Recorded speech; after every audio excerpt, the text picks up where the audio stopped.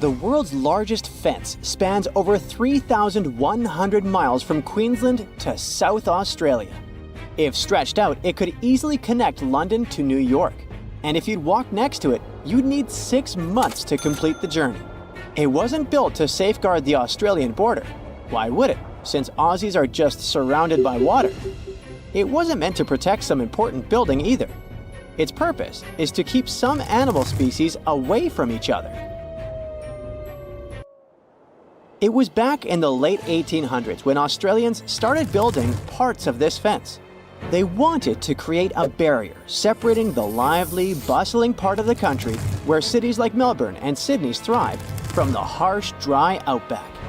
They used wooden posts dug deep into the ground, linked up with wire mesh standing about 6 feet tall. Some parts of the fence even have a second electrically charged layer. To make sure this fence did its job, they added some red and white lights to help guard things even at night. A team of over 20 people work full-time to keep things in check here. And every year, local authorities chip in around $750,000 to keep the construction in shape. Why all this trouble? The main reason was dingoes. These gingery, wolf-like creatures are Australia's largest carnivore mammals, and they're also apex predators. They were causing a lot of trouble to local farmers, especially in southern Queensland, where they often go after sheep. For the most part, the fence has been doing its job okay, but it's not foolproof. Some dingoes still manage to sneak through. Other times, wild camels end up crashing into it.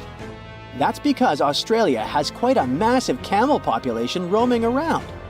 But this man-made solution did more than locals expected. They thought there would just be fewer dingoes within the fence, but fewer dingoes mean more kangaroos. And more kangaroos mean more competition with the sheep for food. It's not just the bigger species feeling the squeeze. The smaller animals and the greenery also went through changes. With all this competition in a smaller space, locals noticed less diversity in the plant life and small animals. The soil became less nutritious over time, affecting plant growth. Plus, the fence acts as a roadblock for animal migration and seed dispersal. Even the sand dunes are feeling the effects, with less grass cover to hold things together. When scientists looked at kangaroos on both sides of the fence, they noticed that the young pups inside were lighter and tinier on average. The outsiders had bigger feet and heads for their age, and it wasn't because they were eating a different diet. The kangaroos that were stuck sharing the land with dingoes had to bulk up faster to survive. On the flip side, those inside the fence took it slower because they weren't under the same type of pressure. These had to compete with a lot of other creatures for food, so a bigger size wasn't a priority anymore. Researchers are still not sure if this difference is a quick fix or a long-term gene adaptation. What about domesticating dingoes? Wouldn't that help? Many think dingoes were once pets in Australia, but it's not known for sure. These days, they're pretty wild, just like wolves, hyenas, or coyotes. Most of them don't need packs to survive and are solitary hunters with sharp instincts built in. So taming them isn't going to be easy. Still, taking down the construction is not an option for now. Australians are so strict when it comes to making sure dingoes are kept away that they even put laws in place for people who mess up with the fence. Leaving a crossing gate open can put people behind bars for up to 3 months. Damaging the fence can cost people 6 months' worth of their freedom. It wasn't the first time Australians thought a fence could help with animal issues. Before they needed it for dingoes, they experienced a serious bunny invasion. Cute as they are, rabbits were damaging the land used for farming, so locals thought of a 3-part fence. The first one stretched all the way from Ravensthorpe in the south to Pardue Station on the Pilbara coast. It was over 1,100 miles long, making it the longest unbroken fence globally at the time. All these bunny problems could have been traced back to a man named Thomas Austin. Back in 1859, when he first came to the land down under, he thought it would be a good idea to release a few rabbits into the wild, thinking it would add a bit of charm to the place. But since rabbits aren't native to Australia, they didn't have any natural predators at the time. They're also pretty adaptive creatures, needing just some grass for feeding. They reproduce at astonishing speeds too. A mama rabbit can have 4 litters a year, with as many as 5 bunnies each. Pretty soon, their numbers boomed. By the late 1880s, the bunnies had caused so much damage that local authorities came up with a proposal. They'd offer the equivalent of almost $2 million today to anyone who could come up with a solution to this long-eared problem.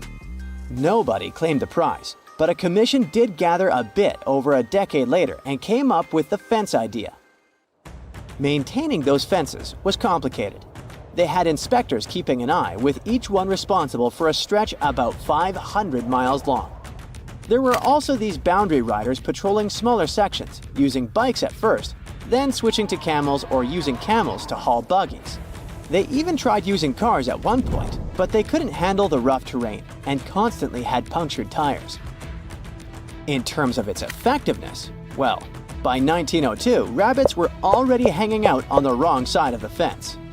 That's why, 4 years later, they put up another one. It worked for a while, so much so that the local authorities didn't bother helping out farmers past that second fence with rabbit netting loans. Those caught between the two fences, however, still had a rough time dealing with rabbit trouble. Soon enough, rabbits spread even over fence number 2, and it was clear the solution didn't work. In some areas, even while the fences were being built, those sneaky bunnies found their way past them. To this day, the rabbit population still sometimes puts the Australian officials through rough times. The dingo fence may be the longest one, but it's not the weirdest. The aquarium fence in Turkey might take that prize. This 164-foot aquarium fence was built to make sure the expensive villa's ocean view would be visible from every one of its levels. These days, it gathers a lot of tourists from all over the world, eager to see the variety of fish it contains, and even the octopuses. Putting up a see-through structure wasn't hard. The real challenge was connecting the aqua fence to the Aegean Sea through a buried pipeline stretching across 13,000 feet of land. This ensures water constantly flows, keeping the aquarium clean and the fish happy. To make sure no one damages the delicate fence or steals any of the fish or two, the owner also invested in security. He installed a network of 17 cameras equipped with facial recognition. Visitors are free to look and take pictures, but step too close and you're likely to trigger alarms. Another one of those weird fences is New Zealand's bra fence. If you ever find yourself through central Otago, you might stumble upon a fence adorned with bras of all kinds of shapes, sizes, and patterns. Its story takes us back to 1999, when people in the area found 4 bras mysteriously hanging on the fence near Cardrona Valley Road. Some were a bit surprised, but then others started adding their bras to the decor. Some more bras appeared and it became a must-see spot for tourists. Its popularity was so high that at times it caused traffic problems in the area. Why is Australia so strangely empty? Why haven't we discovered so much of the ocean? Is our planet a perfect sphere? And was the Earth once more purple than green? I bet you didn't know these facts about our planet, so let's find it all out. Australia is really massive. To make it easy to understand its size, it's nearly as large as the entirety of Europe. Home to around 26 million people, Australia is among the countries with the least population per area. It's ranked only 55th for the highest population in the world, while it has the 6th largest land area. Why is so much of it empty? A good guess would be the many dangerous animals hiding behind every rock. At least this is enough for me to avoid Australia. But there's one specific reason to explain this. The dryness of Australia ensures that 85% of the population lives within 30 miles of the coast, and 80% of them live along the eastern side where rainfall is more common. But although there is an overall lack of rainfall, only 20% of Australia is unlivable desert, and only 40% is considered not habitable by human standards. The water consumption is actually higher than their average rainfall each year, but there is a further ancient water source hidden way below, which can support a much larger population. It's one of the largest underground freshwater resources in the world, the Great Artesian Basin. It covers a staggering 656,000 square miles, which is 1/5 the size of Australia. It holds enough water to cover the Earth under a 1.5 feet deep layer of water. Or, more usefully, it could provide enough water for thirsty Australians over the next 1,500 years. Only 6.5% of Australia has soil suitable for farming, so this doesn't seem like a huge amount. But in case you forgot, Australia is big, and this small percentage is about the size of France. With this massive area available for farming, Australia has more than enough to feed its population, with a further 70% of agriculture products that are exported overseas. So, with plenty of land, food, and water, why are the population figures so low? A very slow migration process is the reason. First, only people from the United Kingdom lived there. Then, they opened their borders to other Europeans, and this restriction remained in place until 1973. You would think almost 200 years would be enough time for a lot of people to migrate, but Australia was just so far away. The risk of traveling such a long way and the cost of the journey meant that people from Europe prefer the shorter and cheaper options to migrate elsewhere, like Canada or the USA. For the past 2,000 years, people have understood that Earth is round. But did you know that it's not a perfect sphere? Through the wobbly rotation of Earth, our planet constantly changes its size, very slowly of course. The North and South poles are surprisingly flat. Earth is pretty much like a ball being squished. Imagine there's a giant hand with the fingers pressing at both poles. Because of this pressure, the equator pushes a little outwards. Along with an uneven gravitational field, Earth has loads of gravity glitches, some positive and others negative, creating an uneven, rocky, and bumpy surface. Some places on Earth have more gravity than others. If you weighed yourself along the equator, you would weigh 0.5% less than at the poles. Not a whole lot, and definitely not worth the trip to change your weight. If you were to measure the length from the center of the Earth towards the furthest point of Earth, you would be shocked that Mount Everest isn't at the end of it. Instead, it's along the equator, which is the pushed-out part. Ecuador's mountain Chimborazo would actually be the tallest point on Earth, as it's the furthest from the center. We still have around 80% of the ocean to map, which is crazy considering how much of the solar system we've explored in comparison. But we're still aware of many of the unbelievable details about the ocean. It covers over 80% of the world's surface, where 94% of the Earth's wildlife lives. And from some of the life in it, up to 80% of the world's oxygen is produced mainly from plankton, algae, and bacteria. One of the most famous, already mapped places is the Mariana Trench. It's the deepest point on Earth, as low as almost 7 miles deep. That's a huge, 5 times the length of the Grand Canyon, and deeper than Mount Everest is tall. It's also home to one of the most ancient seabeds on Earth, casually laying low for about 180 million years. The pressure at the bottom is over 1,000 bars, but although this is 1,000 times more than normal pressure, life still flourishes here. Throughout the ocean, there is an estimated over 3 million shipwrecks lying in the murky depths. Countless artifacts sit there untouched, and there could be more than all the world's museums. The mid-ocean ridge is the longest in the world, reaching 40,000 miles. That's almost 10 times the size of the Andes, the longest mountain range on land.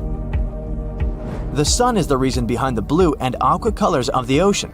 This color isn't from the reflection of the sky, though they are both blue for the same reason. The surface of our planet receives white light from the sun, and it absorbs the orange, red, and yellow light stronger. It doesn't absorb the blue light so much, so it returns to how we see it. Of course, this only occurs based on how pure the water is. If the water is full of mud or algae, they scatter the light and overpower the water's natural blueness. There are many factors that determine what color we see on our planet. Could you believe that the Earth was green before? Instead, it was purple. Chlorophyll in our atmosphere absorbs mainly blue and red wavelengths from the sun, and reflects the green ones to what we see our planet as today. Long ago, ancient microbes called retinal dominated the Earth instead of chlorophyll. They absorbed green light and reflected red and violet light. Those microbes had a simpler structure, so they were easier to produce in the low oxygen environment of the early Earth. They provided our planet with a purplish color instead of green.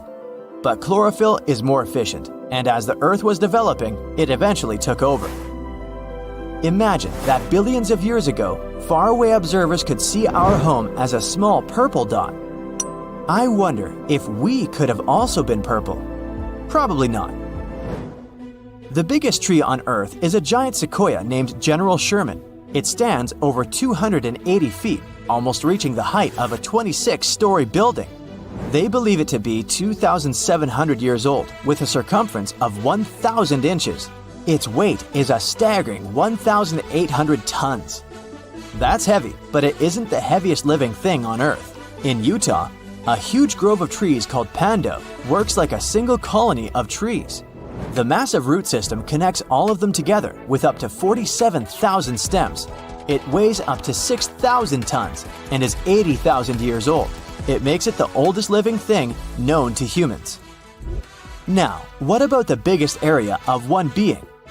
Off the coast of Western Australia, a seaweed grows to an unthinkable size. The Poseidon's ribbon weed has been growing for 4,500 years, spreading underground clone shoots. It's all connected and shares the same DNA with most of its shoots. It covers a massive 77 square miles, the same size as 28,000 soccer fields, or the size of Nebraska.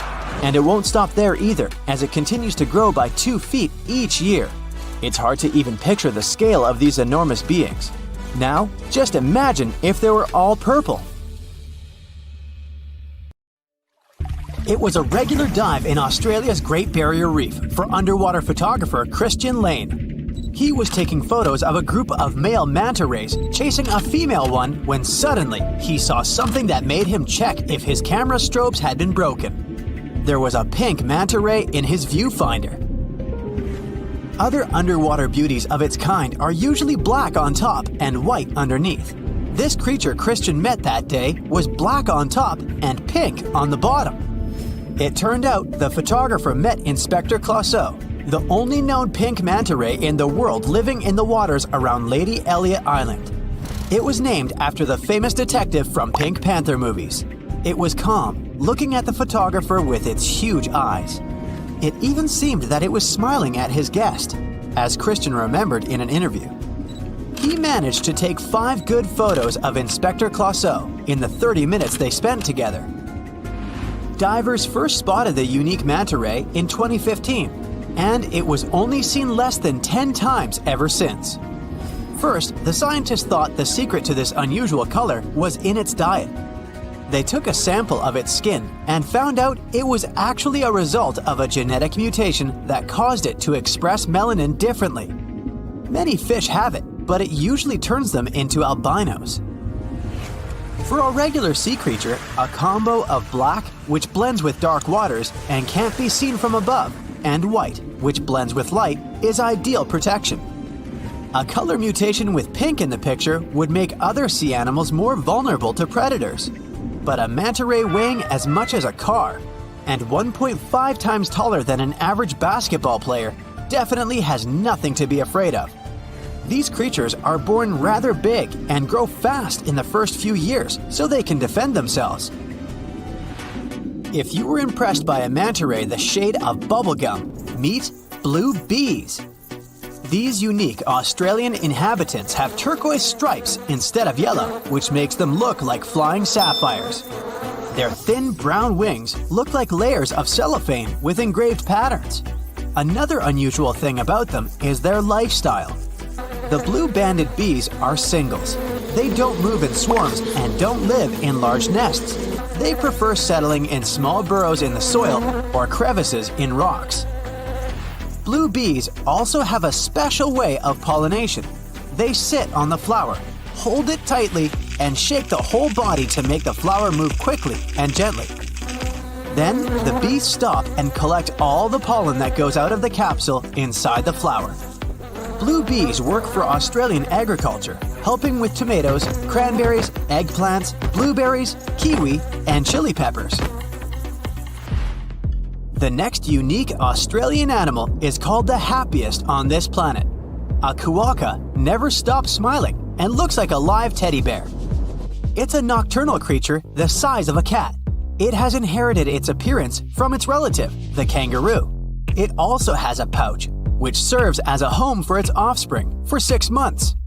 Quokkas have a diet of grass, shrubs, and leaves.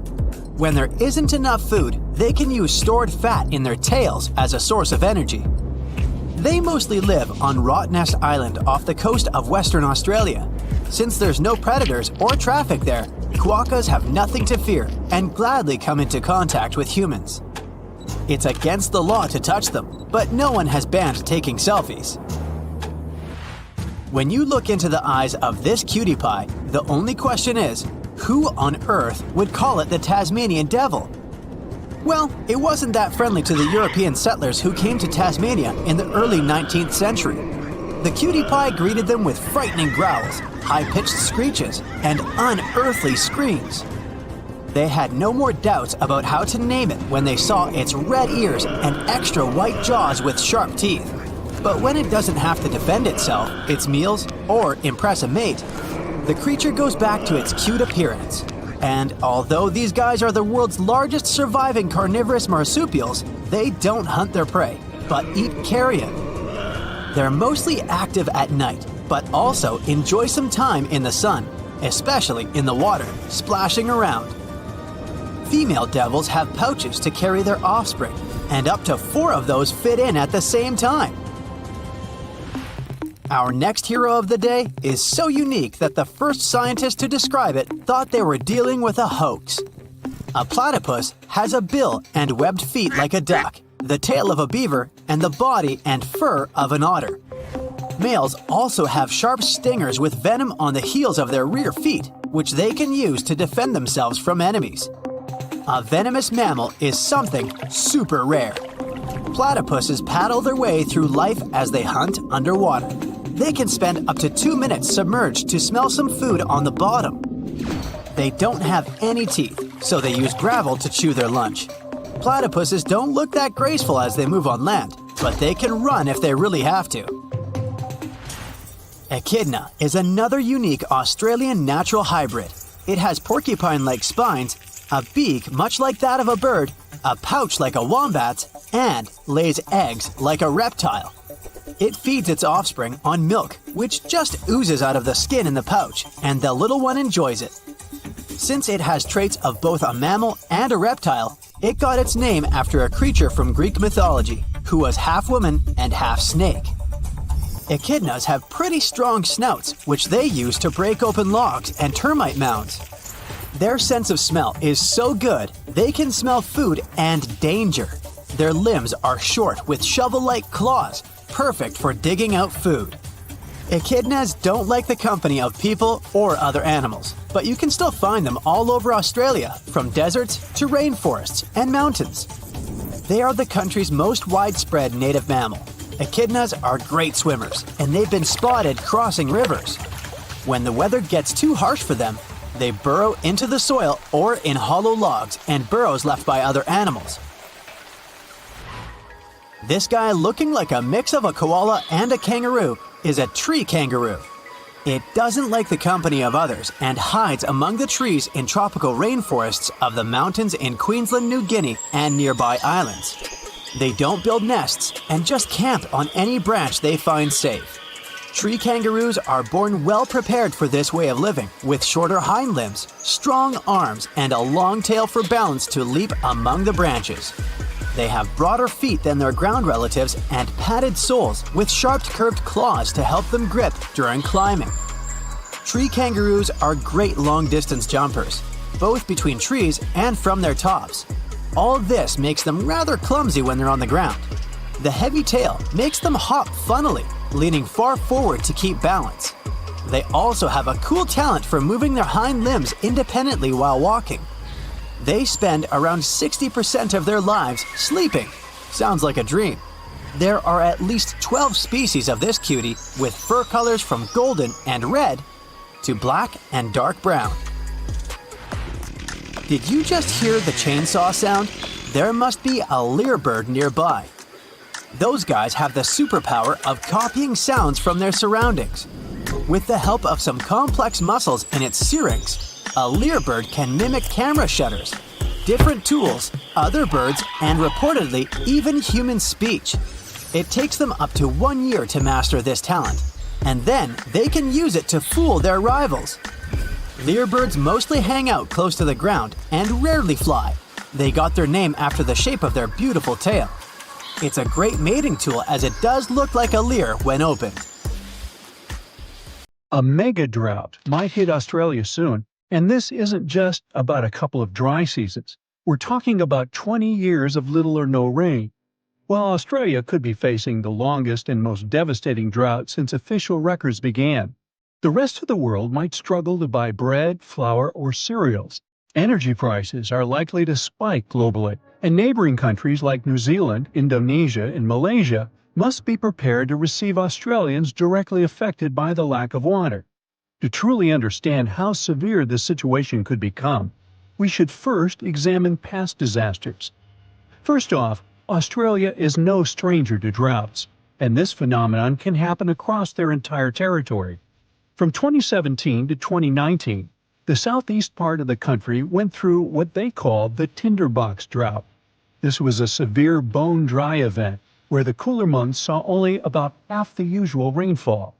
Parts of Australia became so dry that wildfires were a constant threat. Crops failed, and water was scarce. This drought was also thought to have contributed to the Black Summer fire disaster. By the end of 2019, bushfires were raging across the country on a scale never seen before, with people describing them as rivers of lava flowing down from treetops. The losses were staggering. The tourist industry alone took a hit of $2.8 billion, and over 7,000 jobs disappeared as a result of this difficult period. The tinderbox drought was a big reminder of what Australia might face in the future. That's why it's so important to understand what happened in the past to get a full picture of a possible 20-year mega drought. But there is one problem. Even though droughts are relatively common in Australia, the rainfall data available until today isn't enough for researchers to predict the future, and our records only go back to around 1900. So experts decided to study tree rings to uncover missing environmental data. If you look at a tree stump, you'll notice concentric rings on its surface. As trees grow, they form new rings, and the thickness of these rings depends on how much water they get. During a mega drought, the rings appear thinner because the trees don't have much water. Unfortunately, these natural records usually only go back a few hundred years, and it only tells us about specific local conditions, not the situation across all of Australia. So, experts turn to computer models to simulate how Earth's climate changed from the year 850 to 2000. This approach helped them to paint a picture of when megadroughts might have occurred in Australia and how to predict what might happen in the future. But what they were really interested in was whether the human factor might be making this scenario worse over the years and if we are somehow intensifying these dry periods. So, are we to blame for these megadroughts? The short answer is, we're not sure yet. On one hand, dry periods in Australia do seem to last longer than they did before factories and machines became common. On the other hand, they don't seem to be getting more intense or happening more often than before industrial times. This means a drought lasting 20 years might not be directly linked to human activities. Actually, this kind of phenomenon is just a normal part of how rainfall changes in Australia over time. This is backed up by evidence from ice cores, which suggests that a 39-year drought hit eastern Australia around 800 years ago. What makes it all so fascinating is that there isn't just one cause for this phenomenon. I mean, there is no single mechanism that explains all cases of megadroughts. It happens because the right combination of ocean and atmospheric conditions come together, and you end up with a drought. And just by random chance, you might have periods where there are 100-year-long droughts. Despite what many people think, mega-droughts are not geographically isolated. They have occurred on every continent except Antarctica over the past 2,000 years, and are often linked to natural events. For instance, mega-droughts in North America and Southwest South America were driven by El Niño, where the Pacific Ocean near the equator gets warmer than usual, disturbing normal weather patterns. They are not rare events either. In fact, the U.S. Southwest has been experiencing a mega-drought since 2000. It's being considered the driest period in 1,200 years for the region. Major reservoirs like Lake Mead and Lake Powell are at low levels. Heat waves are hitting cities like Phoenix and Las Vegas harder than ever. And wildfires are happening more frequently as the land gets drier. Now, let's think about the future. Even though we have a very recent and concrete example from the U.S., research can't exactly predict how a 20-year megadrought would play out in Australia. Usually, such events show up mainly as reduced rainfall and snowfall. But in most areas, the increase in drought risk will be caused by a warmer, more arid atmosphere. So the ground will probably look parched and cracked, rivers and lakes will likely shrink, and the sky will be relentlessly clear and blue, with barely a cloud in sight. Farmers might struggle to grow crops, making grocery prices rise worldwide. Things like bread, flour, and cereals may become scarcer, as Australia supplies about 13% of global wheat exports. Coal mines might be affected, as they depend on water for extraction, washing, and processing. That might drive up power costs for industries around the world, which could be passed on to consumers, impacting global growth and inflation. As cities might face water shortages, Australians will likely find new ways to conserve every drop or maybe move to New Zealand or Southeast Asia. Now, you're probably thinking, when is this big event going to happen? Honestly, it's really hard to predict exactly. Megadroughts can happen every 150 to 1,000 years, but experts think Australia should be ready for one to happen in the next 10 years or so. And this possibly should be taken seriously. This phenomenon has been known to contribute to the collapse of entire civilizations. Take the Akkadians of Mesopotamia, who built the world's first empire more than 4,000 years ago. Studies of moisture at the ruins of Akkadian cities suggest that they experienced a massive drought lasting 300 years, and this may have led to their collapse. A similar thing happened to the Assyrian Empire, which existed over 2,700 years ago, in what is now northern Iraq. For years, it was a real mystery why they left their capital of Nineveh and never returned. But recent studies of a stalagmite in the Cunaba cave revealed that the rise and fall of the empire coincided with a wet period followed by a 125-year-long mega-drought. Because they were very dependent on seasonal rain for agriculture, this dry period made their life much harder. Even though experts now believe they probably left because of the dryness, the question of where they went is still a mystery. So, yep, mega-droughts may have played a role in the collapse of great civilizations in the past. But on the positive side, we've come a long way since then, and recent climate technologies can help us prepare for events like this. Now that we know a 20-year mega-drought is very much possible and might happen soon, Australia has some time to get ready for it. Developing strong water management plans to mitigate the severe impacts of a mega-drought is more than necessary, and it's also important to create community support networks to provide emotional and financial support to people, particularly farmers, who are more affected directly by this event. If initiatives like these emerge in the coming years, those 20 years of drought could be less intense than most people might expect. Australia used to have its own giants. Those were huge animals that could have dwarfed anything living on this continent these days. Scientists found the remains of many of those ancient creatures in the Narracuta Caves in South Australia, 4 hours away from Adelaide. It's a lovely region, but it can be treacherous. Watch out for holes the ground is pocked with. Known as pitfall traps, many of them are no wider than a coffee table. They're deep and plunge into the darkest of caverns. One of such caverns is called Victoria Fossil Cave, And it's a treasury that's been hiding the bones of around 45,000 animals for centuries. Some of the oldest bones belong to creatures far more terrifying than any animal you can encounter today. Those were the ancient Australian megafauna, huge beasts that roamed the continent during the Pleistocene epoch. During those, there were giant snakes, huge flightless birds, wombat-like creatures the size of a rhinoceros, and many others. One of the largest examples of the Australian megafauna scientists have discovered so far is the diprotodon. That giant herbivorous creature was 10 feet long and 6.5 feet tall, and weighed more than 6,000 pounds, about as much as a small Asian elephant. Even though this terrifying beast didn't eat meat, it could have smashed other animals with its sheer weight. Scientists have found the remains of hundreds of such creatures all over Australia, so it's safe to say that no other animal from that time or in that location was larger than this giant. Despite its creepy appearance, the diprotodon was a relative to the modern-day wombat, and those are known to sometimes pounce humans. The diprotodon had toes that pointed inward and were well suited for digging burrows. On the other hand, diprotodon was a giant, and it was unlikely that it used to do so.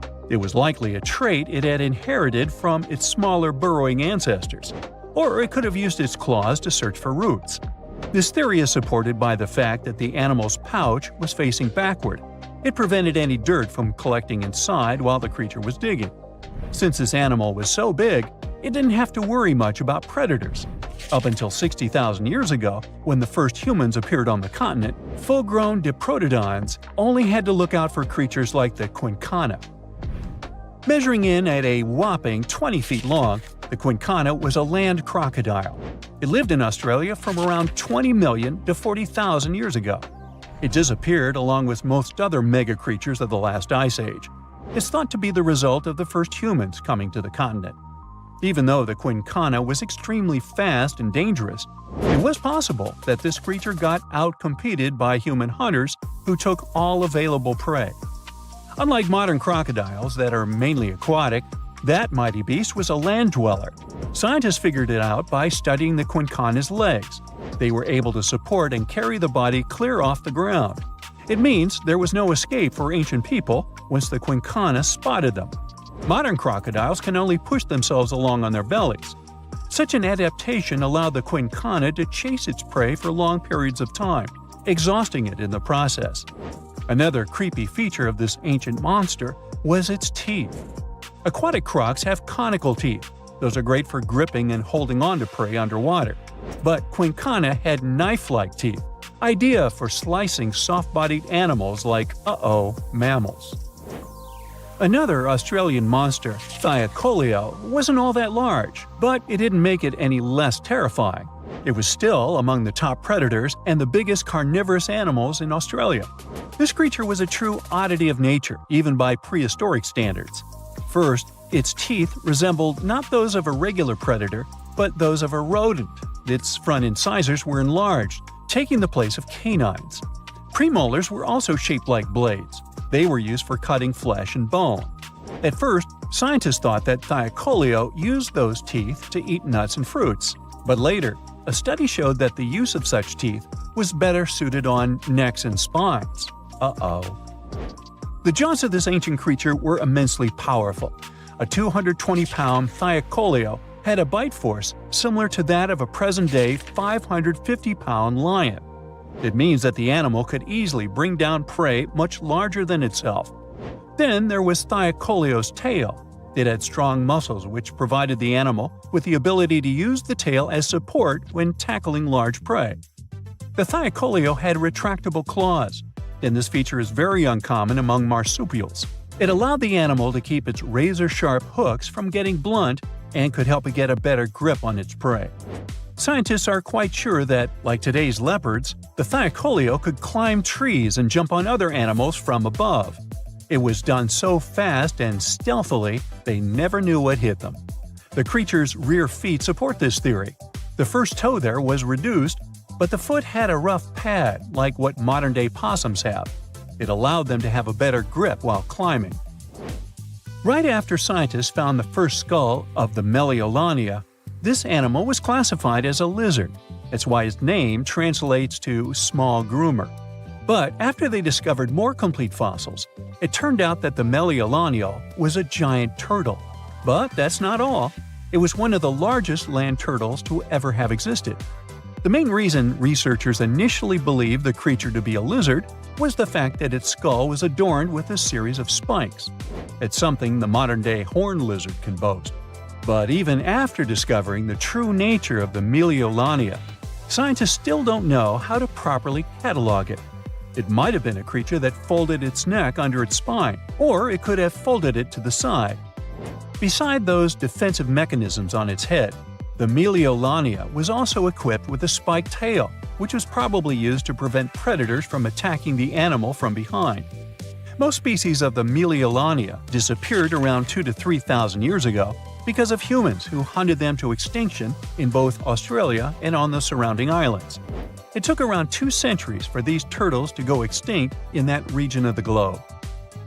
The Megalania was a giant Australian lizard that existed at the end of the Pleistocene epoch. It looked like a Komodo dragon and the Australian monitor lizard, which are both believed to be Megalania's closest living relatives. Fossils tell us that the ancient animal was anywhere from 15 to 26 feet in length. Ow!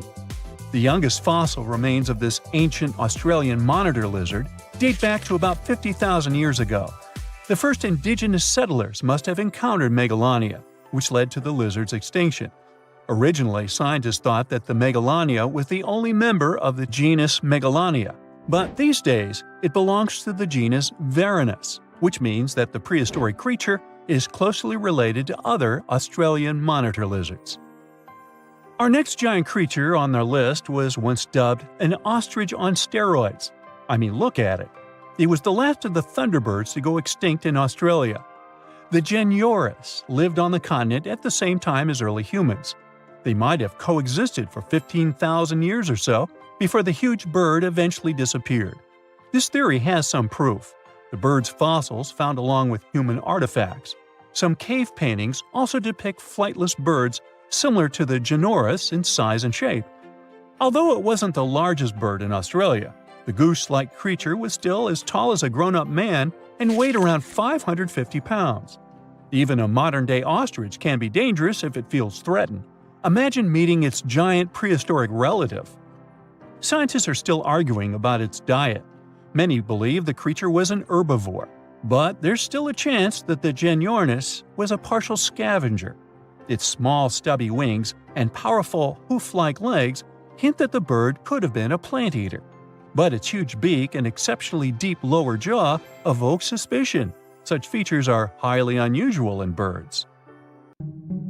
Have you ever wondered what's inside of a kangaroo's pouch? Maybe they're saving some snacks for later. Maybe it's for their house keys. Or perhaps they're used to their part-time job transporting people to work every day. The short answer is kangaroos use the pouch to carry their young, or joey.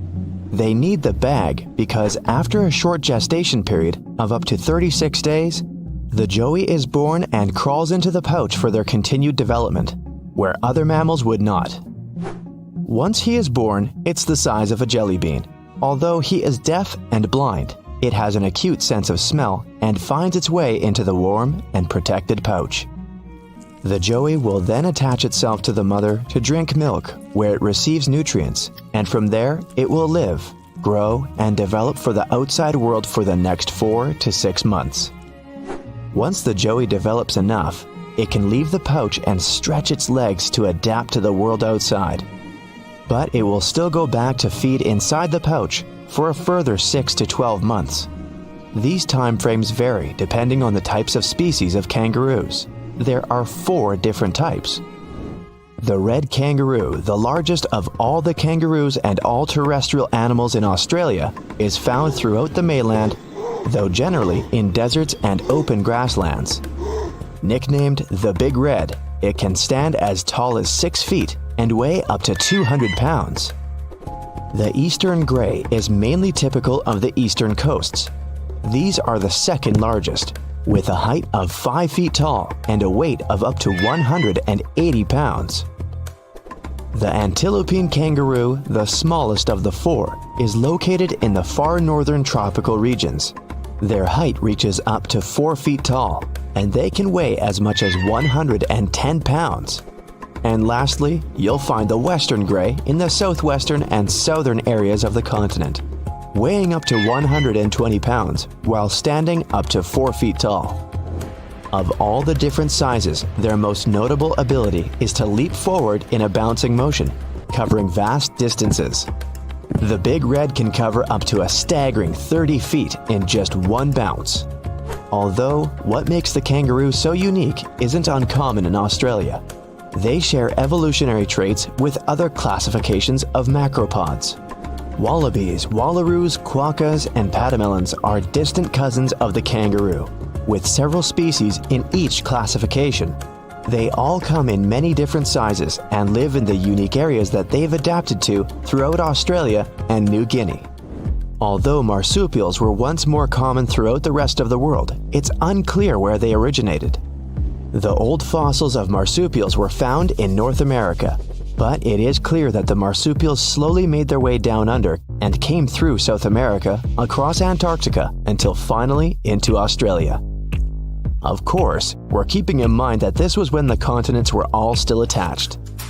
Once making it to Australia, they quickly adapted without competition from the other animals. Some other mammals made it to Australia around the same time. The bat family and the rodent family, it's not surprising that mice and rats had managed to make it to Australia before humans. Although Australia's climate would have been very different from what we know of it today, marsupials had adapted quickly to the changes. There has been some debate about the unique characteristics of the marsupial were better suited for the drastic changes in weather as opposed to other animals. The smaller gestation period allows their young to feed on milk a lot sooner. Marsupial milk has growth and immunity factors greater than other mammals' milk, which could be beneficial in a harsher environment, which is why marsupials are more prominent in Australia. The kangaroo has explicitly adapted over the ages. Their success in adaptation reflects on their current population of around 48 million throughout Australia, easily outnumbering the human population. Although their success is not entirely due to their unique traits, it's mainly due to the lack of predators. The dingo. The mammal migrated to Australia approximately 8,000 years ago, but their numbers are controlled around most of Australia. And then there was also the thylacine, also known as the Tasmanian tiger, which slowly disappeared from the mainland since humans arrived around 50,000 years ago. And it's estimated they disappeared completely around 4,000 years ago, allowing marsupials like the kangaroo to thrive. The fascinating thing about thylacine is that it provides an excellent example of convergent evolution. It is the process where animals not closely related independently evolve similar traits. The thylacine and the gray wolf come from entirely different parts of the planet and only share a common ancestor that existed at least 160 million years ago, yet they evolved similarly. Other marsupials fit the category of convergent evolution. The marsupial sugar glider, which is like the placental flying squirrel, the hopping mouse, which is like the North American kangaroo rat. There are types of marsupials and other moles. The Tasmanian devil is like the hyena and wolverine, and the wombat has resemblances to the groundhog and marmot. The possums and their cousin, the opossum in North America, has evolved to have opposable thumbs, a feature found in primates. Hedgehogs and porcupines, mammals completely unrelated to Australia, have their unique spikes, but share this similarity with the echidna. The echidna is another mammal altogether and not a marsupial. It is of the monotreme order. The echidna is one of the only two left in the monotreme mammals. Unlike other mammals, monotremes don't produce live young, but lay eggs, of which their young, or puggle, hatches just 10 days after being laid. But like all other mammals, the puggle will drink milk from their mother. A further example of convergent evolution is with the koala, which has evolved to have fingerprints, like primates. The koala has adapted through the warming of the weather in Australia. As the climate became drier, there was a distinct change in the fauna throughout the continent. Eucalyptus trees became more prominent as they more easily adapted to drier climates. Over 70% of native forestry in Australia is currently eucalyptus. The eucalyptus leaves, or gum leaves, are deficient in nutrition. They are so low in nutritional value that they shouldn't be the main diet. But the koala took advantage of this uncontested food and adapted over time, and now they only eat them, and they'll gorge themselves up to 6 times per day. It ensures that they need to sleep up to 20 hours each day, but although they sleep a lot, they're very safe high above the eucalyptus trees. The animal world in Australia is strange as it is diverse, but even those natives in this land have their own stories that make them even more bizarre. Indigenous Australians have stories from the dream time, telling tales of weird animals that existed. One mythological animal was the bunyip. It has been told in tales as a beast that lurked within the swamps, rivers, and lakes. Although commonly known as the bunyip, it's also referred by many different names throughout the country. Before Europeans arrived in Australia, there existed around 250 languages within the native population. Each language has a similar story of a beast that lived within the water, which would provide a valuable lesson to young children to be careful around swamps and rivers. The bunyip's various forms, scales, fur, or feathers, sizes as small as a dog and as large as a buffalo. Some are unimaginably strange in appearance, but others weren't too dissimilar to actual animals like the crocodile. A precursor to how mythological creatures like the bunyip were created had likely originated from bones and fossils of existing animals. For example, in Europe, stories about dragons are argued that they probably originated from finding dinosaur fossils. Fossils are the likely foundations for the stories based around the infamous bunyip, animals from the megafauna period, which around 2.5 million years ago saw the largest of them all. This period ended about 20,000 years ago. Variations of the bunyip coincide with animals that once lived during this period. The Thylasolio, also known as the marsupial lion, was a large and powerful carnivorous marsupial. The Diprotodon, which resembled a giant wombat, weighed around 6,000 pounds and was 10 feet long. A further version was of a beaked bunyip covered in feathers related to the Dromornithidae, a bird standing at 10 feet tall. Each of these was from a time when megafauna was more common, and humans lived among them for a short period. Although the age of megafauna in Australia has long passed, there are still animals that adapted to the changes in the drying continent, the new species introduction, and even the involvement of humans. The 4 kangaroos, the red eastern, the western gray, and the antilopine, are still living reminders of the age of megafauna. So many asteroids pass through our solar system and we don't even know about it. Those are rocky pieces of material left over from the time when our solar system was forming, about 4.6 billion years ago. They move around the sun, but not in the way planets do. We're talking about true rebels that prefer to follow some pretty strange paths. Plus, they spin in different ways as they travel between planets and other space objects. And the majority of them come from the main asteroid belt that's located between Jupiter and Mars. Most stay there. But Jupiter has quite a strong gravity, so it can push some of those flying rocks in different directions, and towards us too. They're sometimes round, and sometimes they have odd shapes, with pits and holes from all that crashing into other space rocks. As we currently know, there are more than 1 million of them in the main asteroid belt, and that's all good until some of them move in our direction. NASA keeps an eye on them, so we know everything's fine, at least for now. But that wasn't always the case with our beloved home planet. If Earth could talk, it would probably share so many crazy asteroid stories. We're talking about those space rocks that left impact craters we call domes.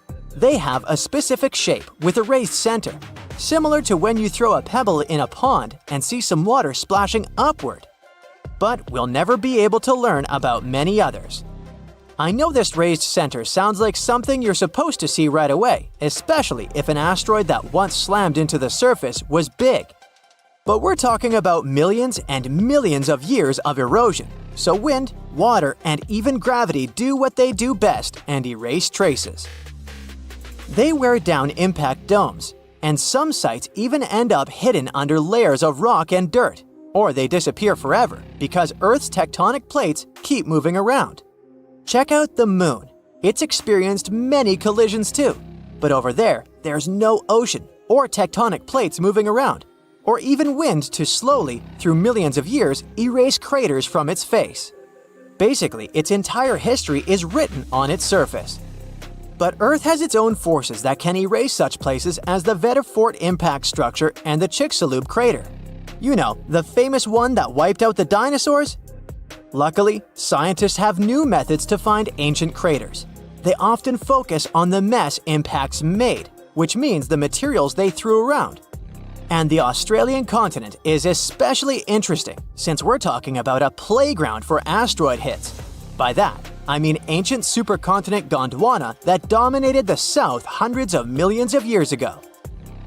Experts know about 38 impacts, plus they speculate about 43 more. Some structures are relatively small, while others are big and completely hidden. And recently, a scientist named Tony Yates has discovered strange underground magnetic patterns in New South Wales, Australia. Yay! New clues of a giant asteroid impact. And when I say giant, I really mean it. It's a structure 323 miles in diameter. This might be the largest impact site ever found. This spot is called the Deniliquin structure. Its magnetic patterns show characteristic ripples around the center, like when a rock hits the water. There are also fractures that go outward from the center. And it seems rocks from inside Earth ended up pushed into these fractures. That's a typical story for big asteroid impacts. This structure was probably located in eastern Gondwana hundreds of millions of years ago, way before it split into several continents, including Australia. At the moment, all we know about this crater is what we see on the surface. To find more information about this collision and get some proof, we'll have to drill into the ground. An asteroid this big is definitely not a joke. It could have caused a massive ice age and maybe even wiped out around 85% of species, even more than the asteroid that ended dinosaurs. In 4.5 billion years, which is how long our planet has existed, it's been punched by hundreds of big asteroids. But that doesn't mean every space rock that enters our atmosphere really makes it all the way to the ground. Most of those that manage to pass the atmosphere are relatively small, for instance, 3 feet across. That's good for us because any space rock that's less than 82 feet in diameter most likely won't make it past our planet's atmosphere. Since these space rocks come towards us very fast, they heat up the gases in the atmosphere, which burns them away. By the way, once cosmic intruders enter our atmosphere, they turn into meteors. And in most cases, they don't cause much damage, if any, as they fall down. But we used to have way larger things flying around and crashing into Earth. At least 190 of them have left scars you can still see today. One of the really big ones is in South Africa. It's 99 miles wide. It's actually the largest. At least that's what scientists think at the moment because they still need to check as many details as possible about this new crater in Australia. This one in South Africa formed about 2 billion years ago, and an asteroid that created it was probably larger than the one that had wiped dinosaurs away. And when an asteroid is bigger than 0.6 miles, it can have really big effects across the world. This impact was so strong that it could have caused fires everywhere and thrown lots of dust into the air. And when you have so much dust in the atmosphere, the climate on the planet can change for months or even years. Then we also have the most popular asteroid that made a giant hole we today call the Chicxulub crater. You know the story. It crashed into our planet 66 million years ago when dinosaurs were wandering around, catching food, falling in love. Basically, just doing their thing. The crash itself didn't erase them right away. It threw a lot of debris into space, and when it fell back to Earth, fires and flames were everywhere. The hit also produced a big cloud of dust that covered the planet for years. This cloud blocked the sunlight, which harmed plants and entire food chains. Even those dinosaurs that survived the crash and such difficult conditions had a hard time finding food, so they didn't make it. At least they left us many fossils and turned into the inspiration for movies and stories. A long time ago in Canada, something big crashed into our planet and left a big hole we today know as the Sudbury Basin. People used to think it was an asteroid, but now some experts think it might have been a giant comet made up of a mix of ice and rocks. The hole is almost gone now because of weather conditions though. But people still get to mine iron and nickel there, and at the same time find the leftovers of whatever space object fell there. If you move deep in southern India, you'll find a big hole called Lonar Crater. Locals stumbled upon it 200 years ago and believed it might be from a volcano. But now we know it's a trace from a meteor that crashed into the ground about 35 to 50,000 years ago. What's so special about this crater is that it's the only one known to have formed in a type of rock called basalt. Around the crater, there are hills covered in trees, and animals like peafowls and gazelles live there. Birds also like to visit the lake near the crater during the winter. And the lake itself is quite interesting too. It can turn pink because of all those tiny organisms that live there. But this color change doesn't last long. You're going to Ilha de Queimada Grande, one of the most dangerous islands in the world. There, you find yourself among rainforests, huge rocks, and grasslands. The place is home to birds, locusts, and giant cockroaches. But there's one more animal, and because of it, the island got its notorious reputation. Snakes live there, and a lot of them. So many that the place is also known as Snake Island. Will you survive there? Located just 20 miles away from the coast of Brazil, the island has an area of 43 hectares, or over 100 acres. It probably got cut off from the mainland after the last ice age. The snakes were also separated from most other animal species. They didn't have competitors and had an unlimited source of food. In such a small area, there are up to 4,000 snakes. That's one snake for every 10 square feet. It would be a difficult feat not to come across a snake on this island. Not only is this snake, the golden lancehead, one of the most numerous on the island, but it's also a highly venomous pit viper species. And it's also one of the most venomous in all of Latin America. Its venom is so potent due to the isolation of the species, with only birds sharing the land with them. To catch these birds, the snake's venom needed to become extra strong. And indeed, since they got separated from their distant relatives, their venom has become up to 5 times more powerful. Most of the time, these snakes hide in the trees or amongst leaves on the ground. If you find yourself stranded here, you'll want to keep yourself a safe distance away. Snakes mainly use their sense of smell and rely on vibrations. If you get too close to one, either stand still or slowly walk away. If you make too many vibrations, this will make them feel threatened, causing them to strike. If you spot them a safe distance away, or if you're walking toward tall grass, stamp your feet a couple of times. This will notify snakes of your presence. They won't risk taking down prey larger than they are and will likely slither away. Carrying a stick is always a good idea, just in case you happen to come across a snake accidentally. This way, you'll have an extension of your arm that cannot be bitten. This simple thing might save your life. A stick with a V shape on the end will give you even more advantage. Even if a snake starts acting aggressively, holding it down will stop it in its tracks. But whatever happens, don't try to pick it up. Okay, but what if you get bitten? The chances are pretty high on this island, of course. First of all, don't try to get the venom out on your own. Make sure you call emergency services immediately. And once help is on the way, apply a wide bandage. A piece of clothing will do if you don't have anything else. Don't try to chase the snake trying to identify the species. Emergency services know how to figure out what venom it is. Now, just keep calm and wait for help. You might be wondering who you can call on this abandoned island. Well, since it's strictly prohibited to visit this place, there are signs advising to stay away all over the island, along with a number you can call if you run into trouble. Let's say you've successfully avoided getting bitten. The next thing to consider is what you can eat there. Snake Island was previously known as Ilha de Queimada Grande, where queimada is Portuguese for forest being lit up, or forest fire. The reason for that was the fact that the entire island was deliberately set on fire to make room for a banana plantation. Unfortunately, the banana business didn't turn out to be a success, probably because farmers got sick and tired of snakes. But some banana trees still thrive today, and they can provide you with some much-needed nutrients.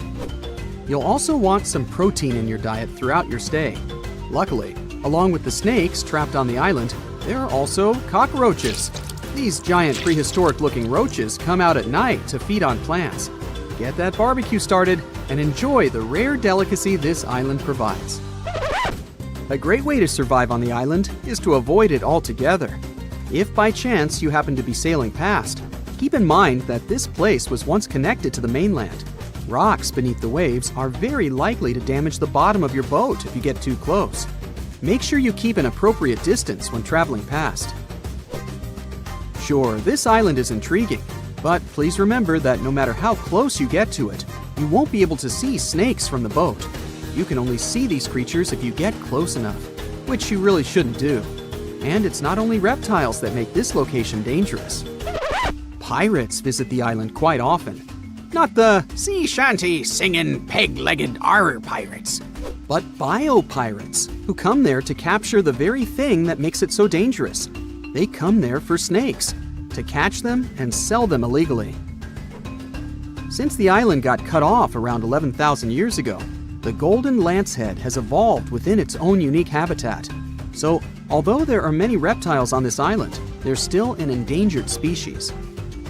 Due to their limited numbers, their value is very high, reaching up to $30,000 on illegal markets, which gives biopirates the motivation to catch them. I can think of better ways to make a living.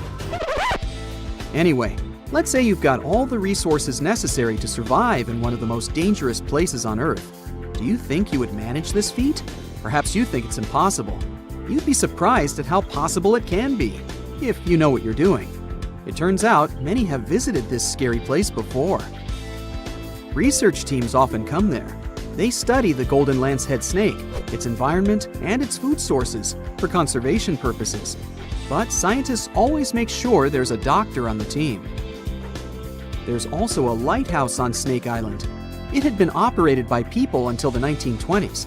Then it became automated. One guess why. Brazilian authorities visit the lighthouse once a year to make sure it's still functional. Locals on the mainland know the reputation of the island, so the stories of people going missing are minimal. But one group of fishers once got too close to the island. As they were sailing along their normal route, they accidentally neared the shore. Their boat hit a rock under the waves and began filling with water. As the boat was quickly sinking, the men had only two options: to try to survive in the rough sea or swim to the shores of Snake Island. It was a hard choice to make. After all, they had heard the stories, and it wasn't just about snakes. Rumor had it that the island was cursed. Regardless of the stories, the fishers chose to take their chances with Snake Island. After making it to the shore, they tried to be careful. Their knowledge of the island could help them survive. Most importantly, they knew to avoid the rainforest at all costs. As the men got hungry, they carefully walked along the edge of the forest, warily collecting bananas. They were mostly sitting, waiting, and conserving their energy. They could only drink water when it rained. It was just enough to sustain them. They slept on the beach, unprotected from the elements and weather. And all the time, they were so close to the comfort of the lighthouse or caves. They were probably overly cautious, but it was either enduring some discomfort or risking their lives for a dry bed. They didn't yield to the temptation. They managed to survive for 3 days without being bitten by a snake. After that, a passing boat finally rescued them. So, now you know, anything is possible. So if you see a rainbow, that means you're in for some good luck. But if you see a deep sea fish, this means that something tragic is about to happen. Let's have a look at ancient lores and what they might mean IRL. In August 2020, people started out their day just like any other in California. It was sunny, so they decided to soak in the sun at the beach. They were snorkeling and kayaking when one of them spotted something out of the ordinary: a doomsday fish. The creature was 12 feet long. It's known as an oarfish, and only about 20 of them have washed up in California since 1901. Oarfishes live in obscure parts of the ocean, but why are they linked to doomsday? Japanese folklore says they are harbingers of disaster. These creatures were once thought to be sea serpents, and they are known as the messenger of the beautiful palace at the bottom of the ocean. The thing is, they only left the beautiful palace to warn humans about a disaster.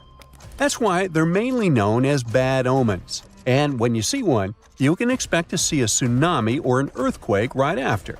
Even oceanographers confirm that this is a famous association. Now here's where it gets weird. The oarfish washed up near San Diego shores on the 10th of August. And then, on the 12th of August, a magnitude 4.4 earthquake hit Los Angeles. That's not the first time it happened. In 2011, in Japan, about 20 oarfishes were found stranded on the beaches and coastlines of Tohoku.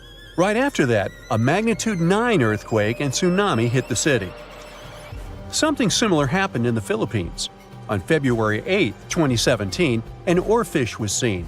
2 days later, a magnitude 6.7 earthquake struck the city and its nearby provinces. Sure, there is no way to prove both events are connected. The Seismological Society of America is adamant in saying that this is pure superstition. A recent study analyzed the coincidences and concluded that this association is statistically untrue. Can we say this happened literally out of the blue? Humans have historically noticed animals acting strange right before natural disasters. Earthquakes, floods, even tsunamis. It's like animals can sense something we can't. In fact, there's a lot of science to back it up.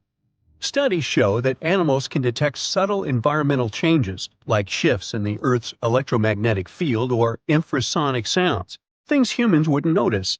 This happens because most animals have a wider hearing range than humans and have extra sensitive senses that help them detect gases emitted from the Earth. This theory got famous after the tragic tsunami that destroyed several cities and villages in Indonesia back in 2004. Most man-made warning systems shut down and didn't serve their role of warning humans about the disaster. Sensors were out of action due to maintenance, while other coastal areas simply didn't have any tsunami warning systems. Terrible timing, I know. Still, minutes and hours before the 30-foot wave hit the city, some animals sensed the danger and fled. Eyewitnesses say that elephants ran for higher ground, while flamingos abandoned their low nesting areas and dogs refused to go outdoors. A local reported that he saw a herd of buffalo turning their ears toward the sea and then stampeded to the top of a hill. A lot of the people that survived the tsunami used animals as their warning systems. Now, this is not the first time humans have relied on animals to save their lives. The first official account of when it happened dates back to 373 BCE. I wasn't around then, but the Greek historian Euclides reports how the local population saw rats, weasels, and snakes running from the town before a massive earthquake hit.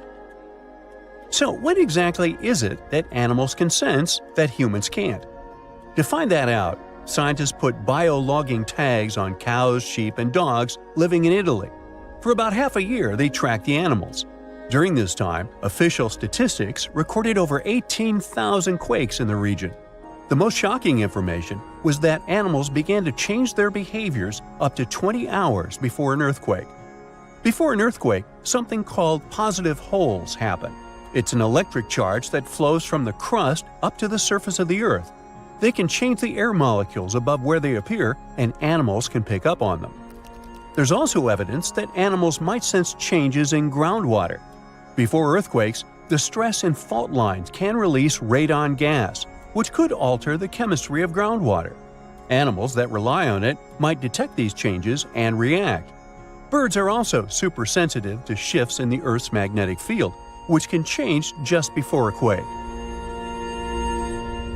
Another research happened near Mount Etna. Located in Sicily, Italy, it's one of the most active volcanoes on the planet.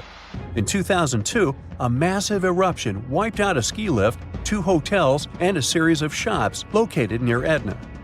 So, over the past years, a group of researchers decided to track goats living next to Etna. Their big aha moment came in 2012 when the goats started to act erratically 6 hours before Etna started to spew lava. These researchers were able to retrospectively predict around 7 disasters over the course of 2 years, all thanks to these goats. Back in 2014, a group of scientists studying golden-winged warblers in Tennessee noticed something odd. The birds had taken a detour from their customary breeding grounds. These little birds flew 435 miles from the Cumberland Mountains, where they had just arrived after flying over 3,000 miles from South America. Right after the birds left, a series of more than 80 tornadoes struck the area, causing over $1 billion in damage. What these birds did is something scientists call an evacuation migration. They sensed the tornadoes coming from over 250 miles away. Infrasound is a big disaster giveaway. Storms and tornadoes make very strong infrasounds that can travel thousands of miles from the storm.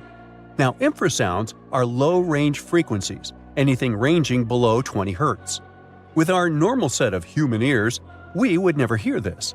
We have an average hearing that ranges from 20 Hz to 20,000 Hz. That means you can hear something like a very, very low bass note or as loud as the buzzing of a mosquito right next to your ear. An elephant's hearing range can reach below 20 Hz. This would make elephants expert at detecting disasters. Scientists also think that detecting infrasound is what helps birds dodge storms when they must cross the ocean. You see, the Pacific Ocean is known to not be at all passive. Although courageous humans venture to cross it, they're usually met with severe storms and conditions that their satellite instruments sometimes can't detect. Meanwhile, there's an ongoing project from France's National Museum of Natural History that is tracking more than 100 birds on their annual crossing over the Pacific.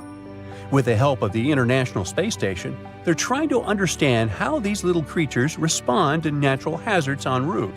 But not everyone's convinced. Some scientists argue that while animals might be sensitive to environmental shifts, predicting disasters based on their behavior is too risky. The U.S. Geological Survey has pointed out that many reported cases of unusual animal behavior before disasters are anecdotal, meaning stories and reports, and large-scale studies have yet to prove a direct link. Although humans don't have these super capabilities of predicting disasters, we have some things that might help us. Notice this.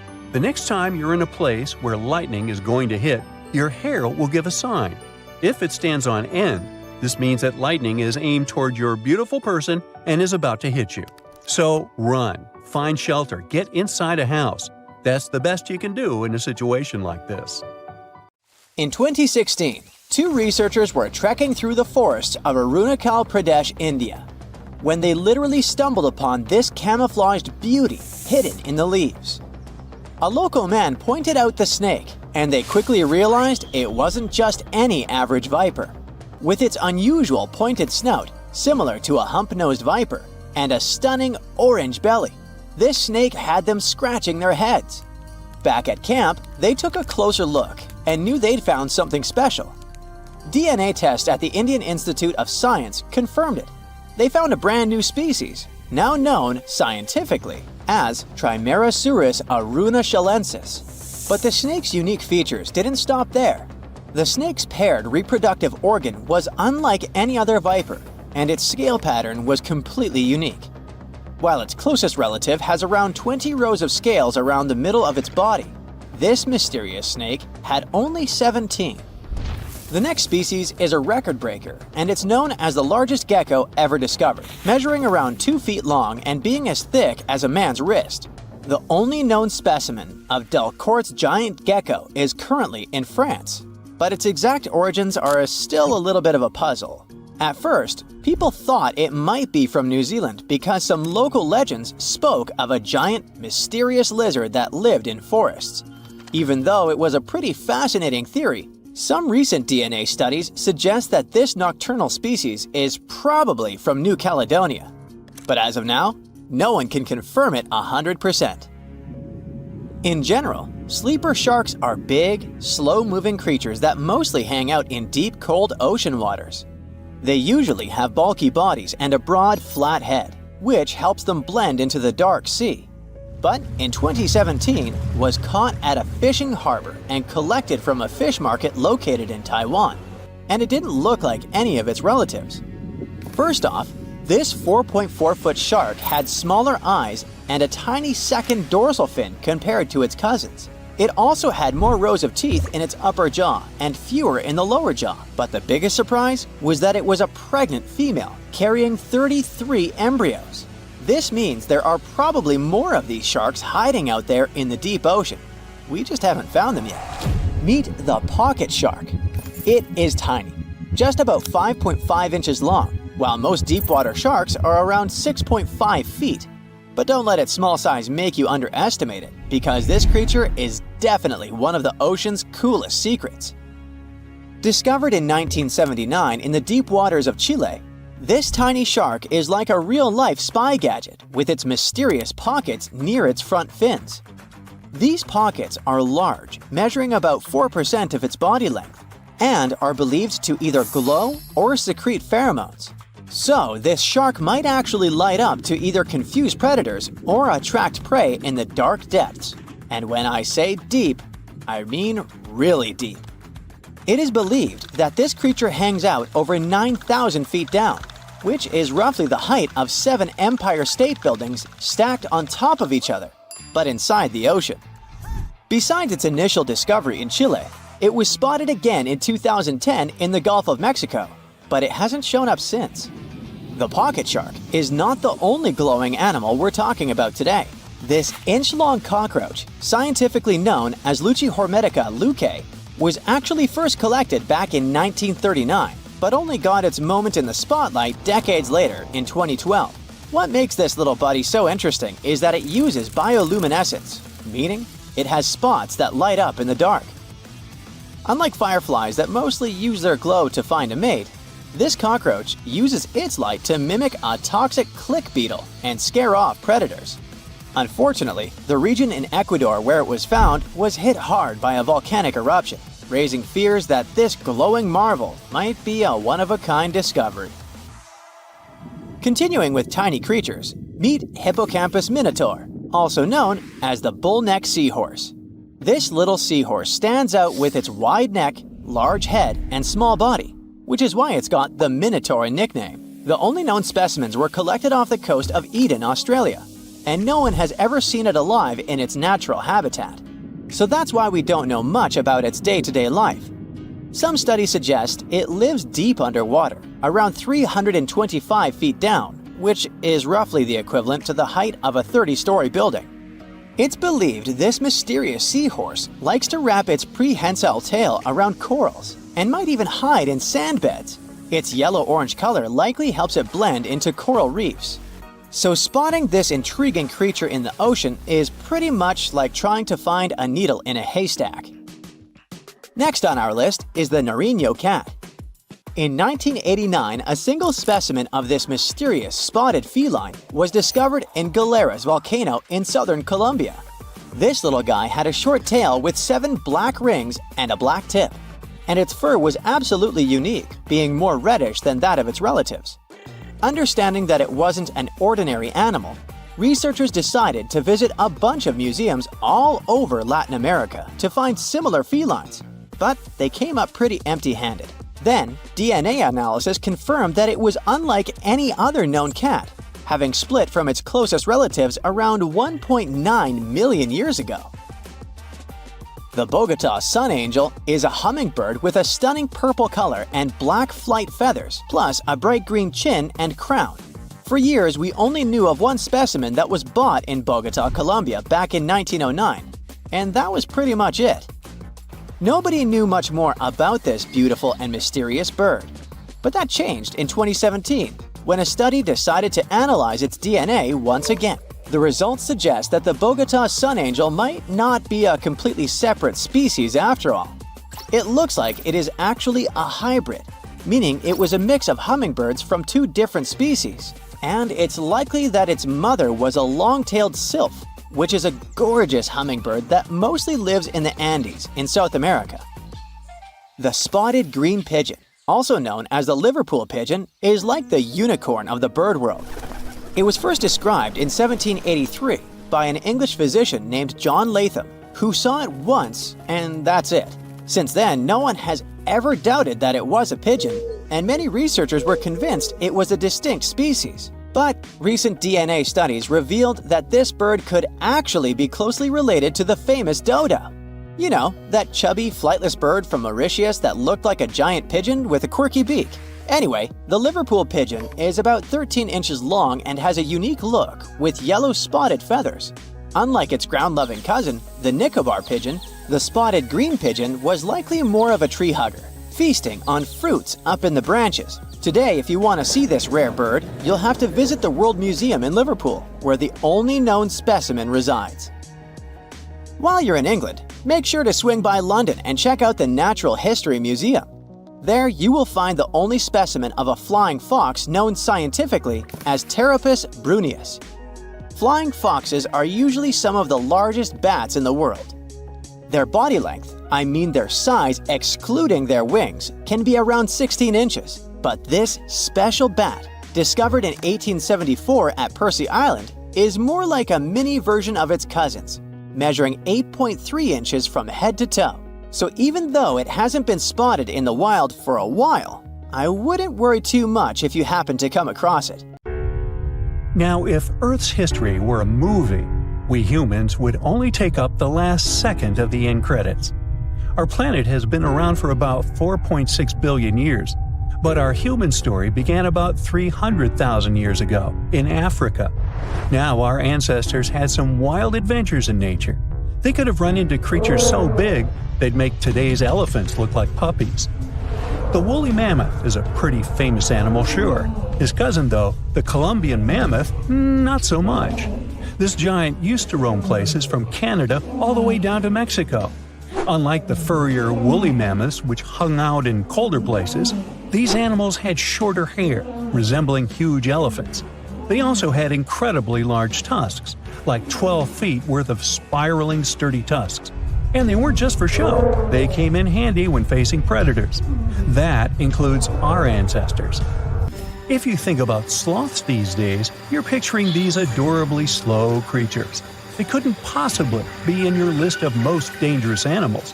Well, their grandparents might have. For starters, we call them ground sloths, and they vary a lot in size.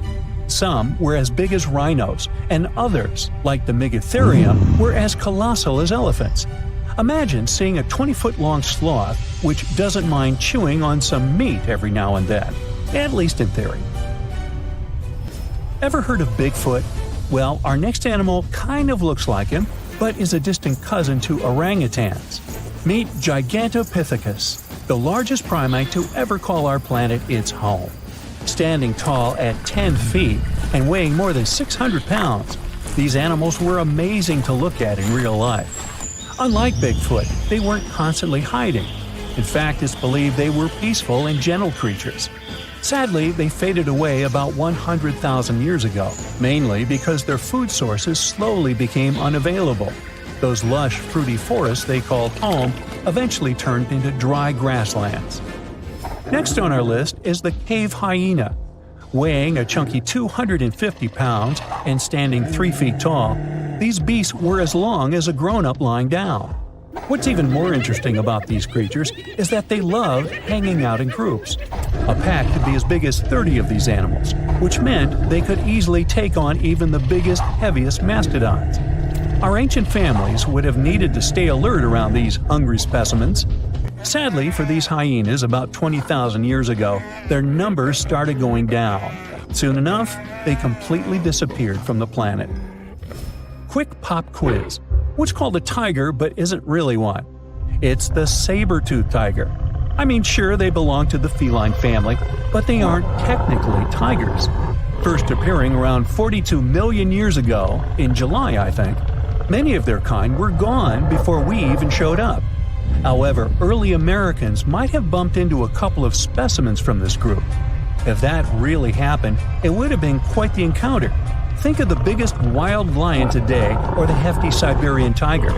These big cats also had some incredible features hidden in their fur. They were good at sneaking around, hiding, and pouncing on mammoths bigger than themselves. Their bite wasn't that strong, but they could open their jaws wide, like twice as much as a lion.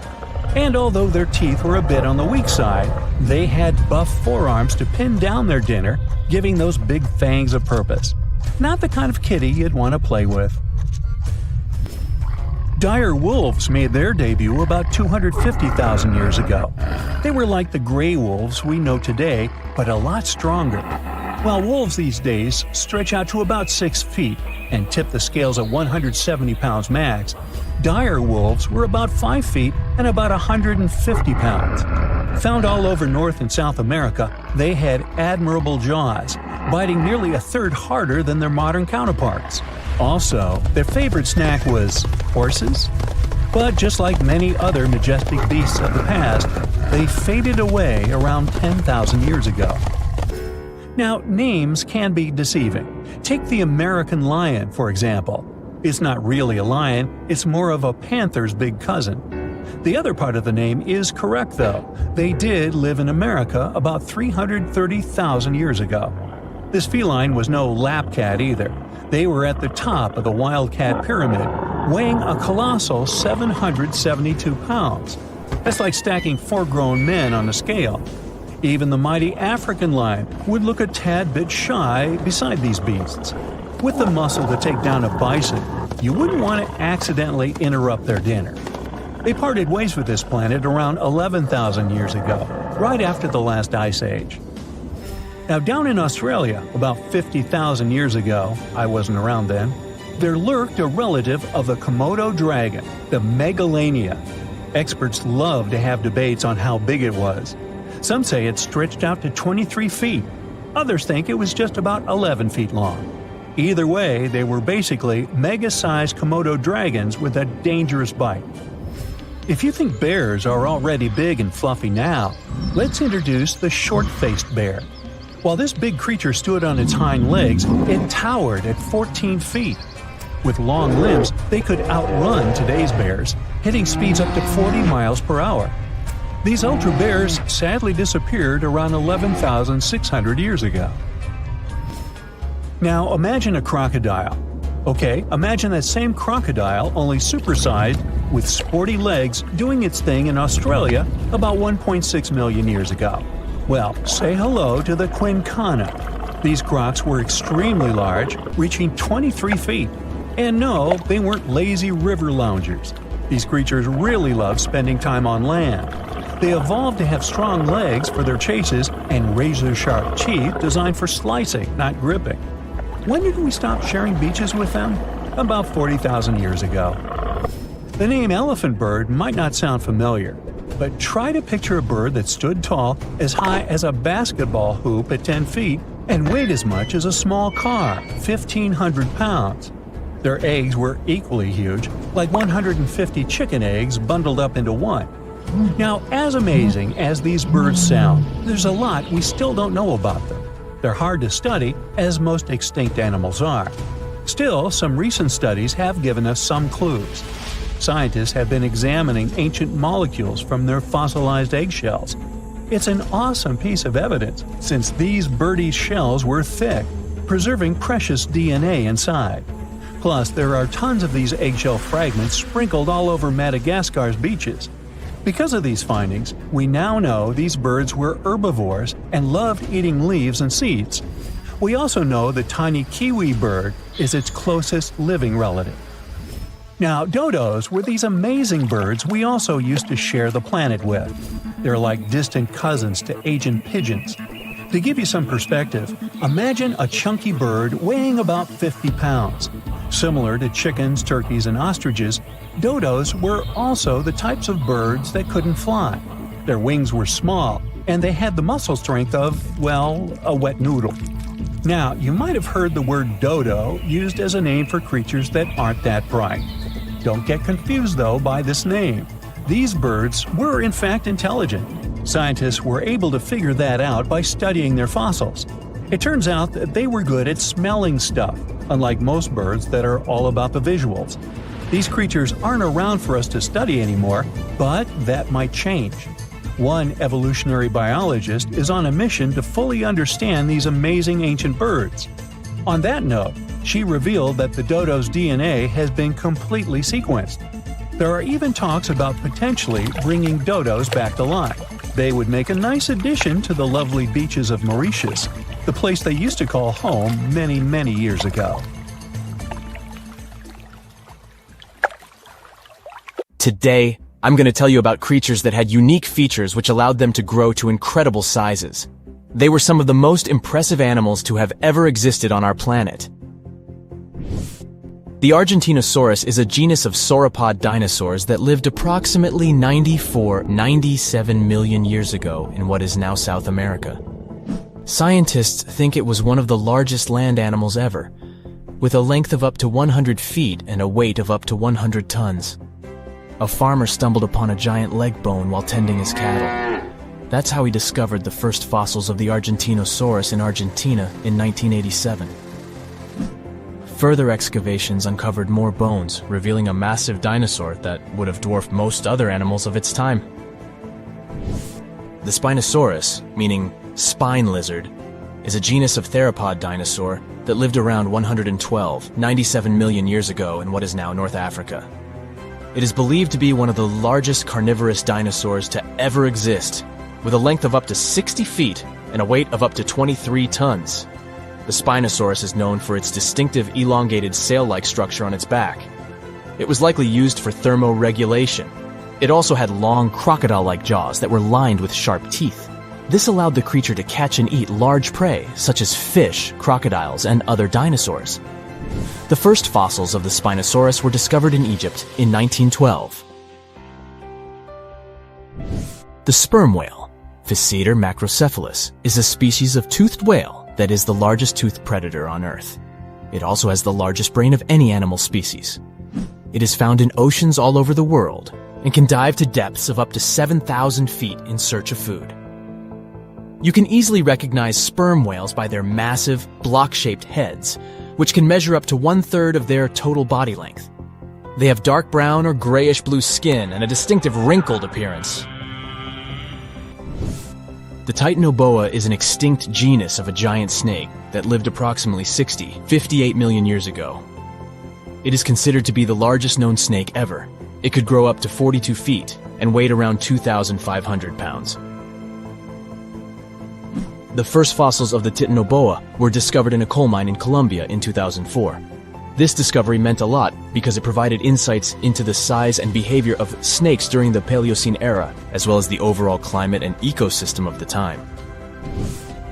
The blue whale, Balænoptera musculus, is the largest animal on Earth, measuring up to 100 feet in length and weighing as much as 200 tons. These marine mammals are found in oceans all over the world and can live up to 90 years. Blue whales have a long, streamlined body that is usually blue-gray in color with mottled patterns. They have a small dorsal fin and 2 pectoral fins that are about 1/3 the length of their body.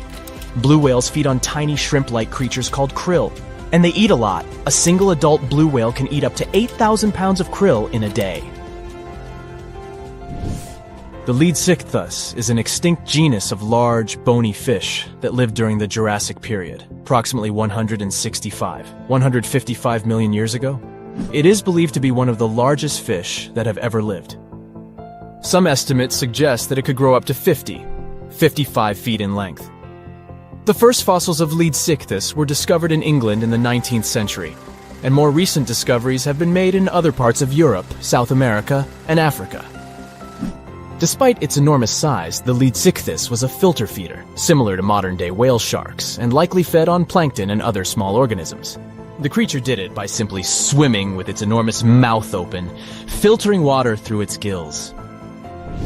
The pterodostro is an extinct species of flamingo-like birds that lived approximately 35 million years ago. They were relatively small birds with a wingspan of about 2-3 feet. And they were known for their distinctive long, narrow beaks equipped with comb-like structures used for filter feeding. The pterodostro lived in shallow bodies of water, like lakes and lagoons, and mostly fed on small crustaceans and other tiny organisms. The animal filtered them from the water using the comb-like structures on the inside of its beak while swimming through the water. The African elephant is the largest land animal on Earth and one of the most recognizable ones. There are two species of the African elephant, the savanna elephant, Loxodonta africana, and the forest elephant, Loxodonta cyclotis. You can see them in various parts of sub-Saharan Africa. These creatures can be identified by their large size, gray skin, and long trunks. African elephants can grow up to 13 feet tall and weigh up to 14,000 pounds, depending on the species and gender. Psst, run! Really, it's not safe out there. There's a saber-toothed tiger lurking around. You better be careful. What are you doing? Don't peek. Okay, just one little peek. How's this possible, you ask? That's because you're in virtual reality, of course. These cool but very dangerous-looking big cats were alive during the last ice age. What if they decided to show up at your doorstep out of nowhere? Knock knock, a saber-toothed tiger is waiting for you to buy its cookies. Meanwhile, the coelacanth, this massive-looking fish, comes from a lineage that's been around for over 300 million years. We thought they didn't exist anymore until 1938, that is, when a live coelacanth was found again. Since then, they've been roaming the waters of the east coast of Africa and the waters of Sulawesi, Indonesia. Man, I wouldn't want to go for a swim and meet one of these fellas face to face. Their jaw has an intercranial joint, which means their mouth opens up by a lot. This is so they can eat large prey, like me. Not good. They're huge, too. Imagine a fish that's as long as you're tall and weighing as much as an average human. The takahe, a flightless bird, was thought to be gone in the year 1898. They're very cute, small and multicolored, usually not taller than your knee. But picture this. You're out for a hike in the Murchison Mountains. Looking around, you spot the bird you thought was extinct. But there they are, as happy as ever, surviving and chilling. Whole colonies of takahes was indeed found just 50 years after they were pronounced extinct. Good job, tiny little birds. A singing dog. Ever heard of those? Riley does sing sometimes when he's bored or hungry, but these are real performers. New Guinea singing dogs. They've been only recently discovered again in the wild for the first time in 50 years. Still, they were never completely extinct to begin with. New Guineans made sure they were safe next to them. But in the wild, very rare and hard to catch a sight of. Look, there goes one. The New Guinea singing dogs are called so because of their famous high-pitched singing. They sometimes sing together, too. A dog choir of sorts, where they all howl together. I bet they sing better than I do in the shower. Not going far from this area, we have bats, but these ones are sort of different. You see, their ears are enormous. I guess that's why they're called the New Guinea big-eared bats. Clever. The species was found again when one of them was accidentally caught in a bat trap. Until then, I guess they were playing hide-and-seek with us, because up till 1890, they had been thought to be gone. They're still not out of the danger zone because of habitat loss. Imagine you discover a fossil of a species you thought had been extinct for a long time, yet 2 years later, a whole living group of said species is found. Well, this is exactly what happened in 1977 with the Majorcan midwife toad. It's sort of brownish in color with darker brown that makes up its skin spots. Other than that, it's just a small toad with googly eyes. The group of live toads was found close to where the fossil was, on the island of Majorca. There aren't many of them left, about 500 in fact, and as of right now, they're declared vulnerable by the International Union for Conservation of Nature. Now, are you a fan of tortoises? You will be when you take a look at this huge beauty. It's called the Ferdinanda Island Galapagos tortoise. It hasn't been seen since 1906. But on February 17, 2019, we were finally able to look at one of these beautiful creatures. It's probably out there with a few of its mates right now, but they also don't allow themselves to be seen.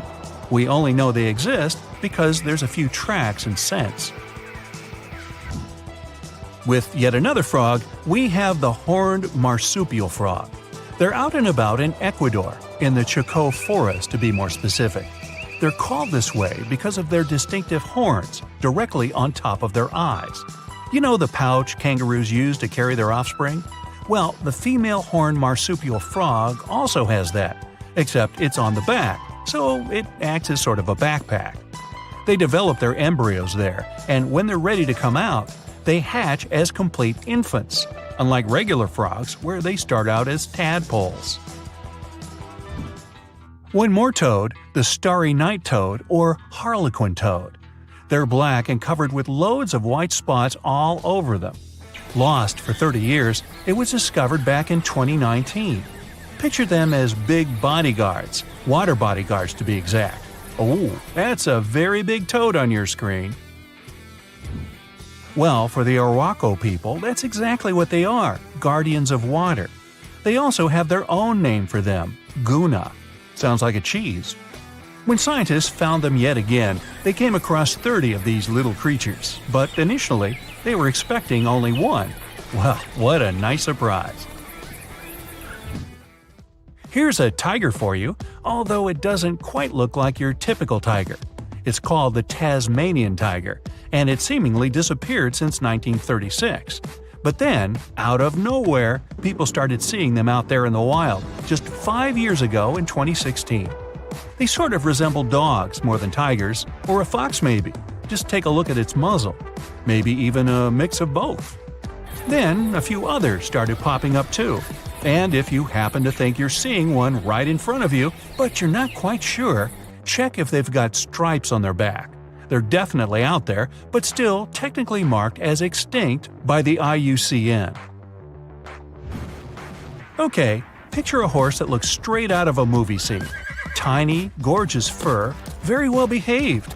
It's tiny, but it's not a pony. It's a Caspian horse. They have an interesting backstory to them. They were discovered by Louise Leyland, who got married to an aristocrat in 1957. Having moved to Tehran, Iran, she didn't quite like how the horses behaved there, so she took matters into her own hands. She took a few people with her, and off they went to the Caspian Sea mountain. And in there, they found 3 of these beautiful tiny little horses. Well, that's how the story goes. Coming up next, a possum that was found in an unexpected place. Guess where? You have 3 options to pick from: hiding in a ski resort, in the Australian Outback, or in someone's apartment in the bathroom. Which one do you choose? You have 3 seconds. The right answer is a ski resort. Yes, this possum is called the mountain pygmy possum, and it's originating from Australia. So far, there are 3 different living populations of this tiny possum, but it was believed to be extinct until just 1966. There are fewer than 100 of them, so the IUCN has marked them as critically endangered. Also from Australia is the night parrot, an absolute delight to birdwatchers. Very beautiful, yet mysterious. These little fellas live in very remote areas.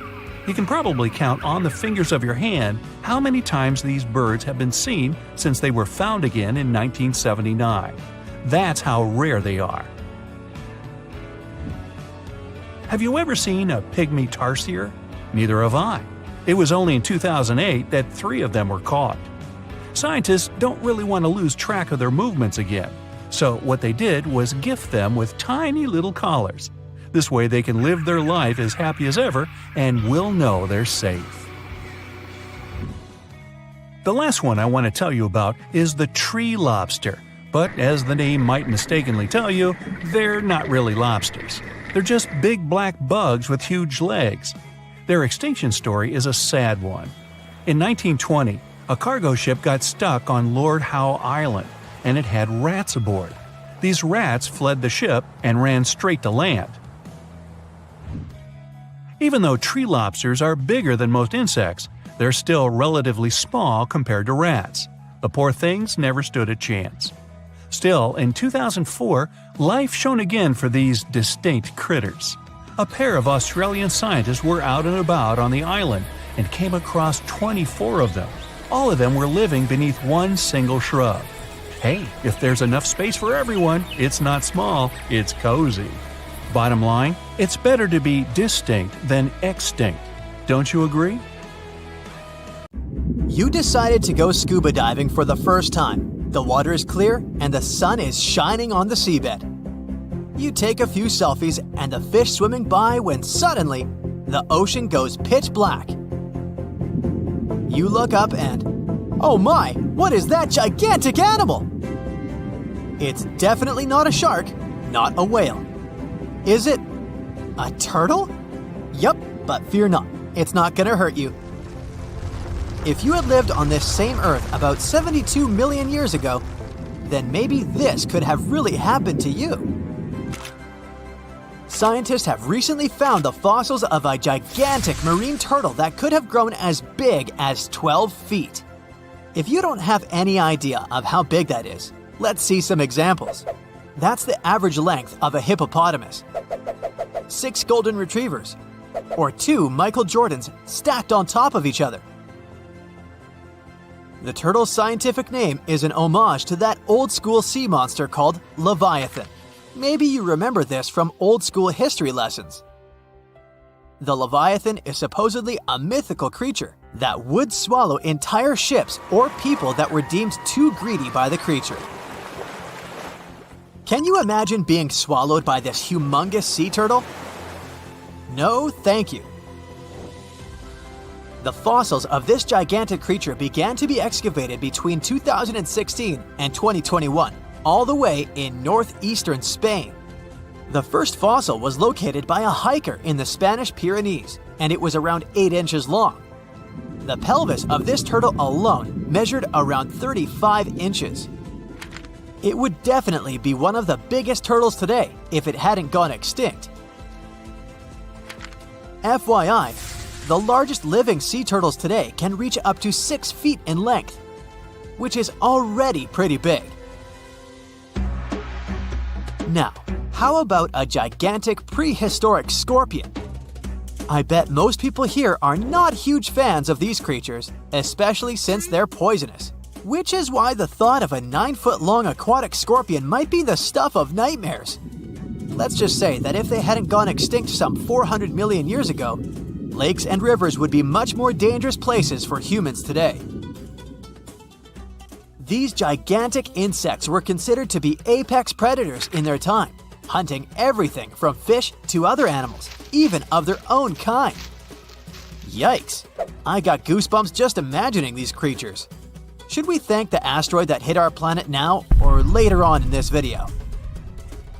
Another prehistoric animal that would shock humans if it were still alive is the so-called Megatherium, a gigantic sloth. This huge sloth is believed to have grown up to 20 feet long, and its weight could be up to 8,000 pounds. It was found in the woodlands and grasslands of South America. The creature used to stand on its 2 feet in order to reach leaves on high branches. These giant sloths had huge claws. They helped them climb trees. I gotta say, I feel uncomfortable imagining these elephant-sized sloths climbing trees. Oh, of course, some dinosaurs will make our super-sized creatures list. But before that, here's a fun fact. Did you know some dinosaurs are still alive today?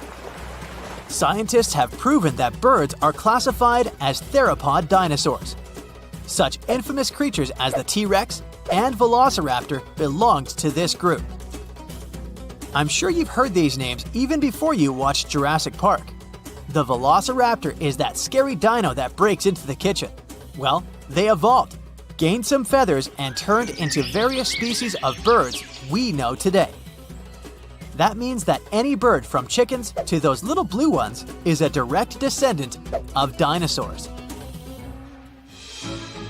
Now, does the name Spinosaurus ring a bell? You can see this huge dinosaur in some museums today. Its fossils, I mean. The Spinosaurus was one of the biggest land predators to walk Earth. Actually, to walk its land and water, since scientists believe that this dino was semi-aquatic. It fed mostly on meat, which means humans would be its natural prey if it lived today. This meat-eating dino lived around 90 to 100 million years ago. It was about 60 feet long, 12 feet high, and weighed up to 22 tons. Its head was around the size of 8 bowling balls and was shaped like a crocodile's face. Basically, the Spinosaurus was a big African elephant with the face of a crocodile. Just kidding. But that would look funny though, wouldn't it? A much more attractive dino was this guy. It's considered to be the largest dinosaur that has ever lived on our planet. What made it so big was its extremely long neck and very long tail. You wouldn't want to stand behind this creature, believe me. If it decided to swish its tail, you'd get catapulted very far away. This creature lived around 100 million years ago, and its fossils were first found in Argentina around 2012. The dino measured 120 feet from head to tail, which made it almost as big as an American football field in width. And have I mentioned it weighed almost as much as a space shuttle? A staggering 75 tons. If it had been a carnivore, it would have probably been the greatest predator. But this big guy was a peaceful herbivore that had such a long neck that it could eat leaves from high trees. Cute, right? We must also talk about the Shastasaurus. As the name suggests, this animal is popularly known as the Mount Shasta lizard. Even though it was a marine reptile and probably never set foot on the mountain itself, this dino was usually around 23 feet long, but there was a specific strand of this species that could get as big as 69 feet long, about the size of the great blue whale. This made it the biggest marine reptile to have ever lived. A fun fact about the Shastasaurus is that scientists believe it didn't even have teeth, which means it could only feed on soft-bodied prey, such as squid, for example. The next animal on our list is the blue whale. Believe it or not, the biggest living animal on Earth actually started small. These days, the average mature blue whale can reach up to 100 feet in length and weigh up to 200 tons. That's more or less the weight of 40 elephants put together, or 30 Tyrannosaurus rexes, or 2,670 average-sized people. Blue whales have to eat up to 50 million calories per day to support that body. That's the equivalent of 30,000 Big Macs, just FYI. But blue whales weren't always this big. They actually evolved from a four-legged mammal that lived on Earth around 48 million years ago. Their ancestor was called Pakicetus, and it was only 6 feet long. Here's a fun fact. To be able to live in the water as one does today, the blue whale had to go through some intense adaptations. A blue whale can replace up to 80 to 90% of oxygen in its lungs each time it takes a breath. A human replaces only up to 15% for comparison. It allows these animals to dive for up to 1 hour at a time, down to a staggering depth of 330 feet.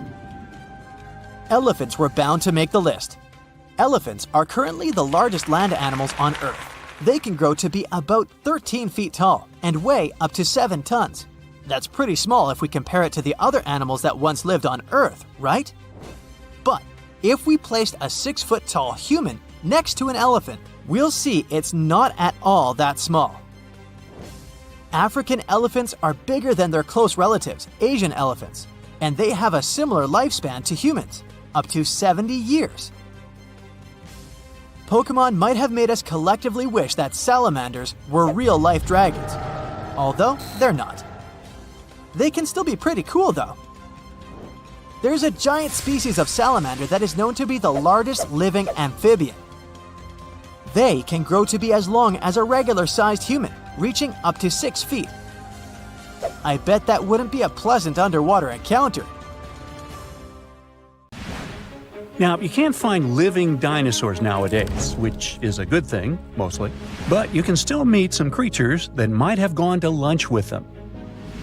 The frilled shark, for example, is a living fossil that comes from a family of sharks that have been around for about 80 million years.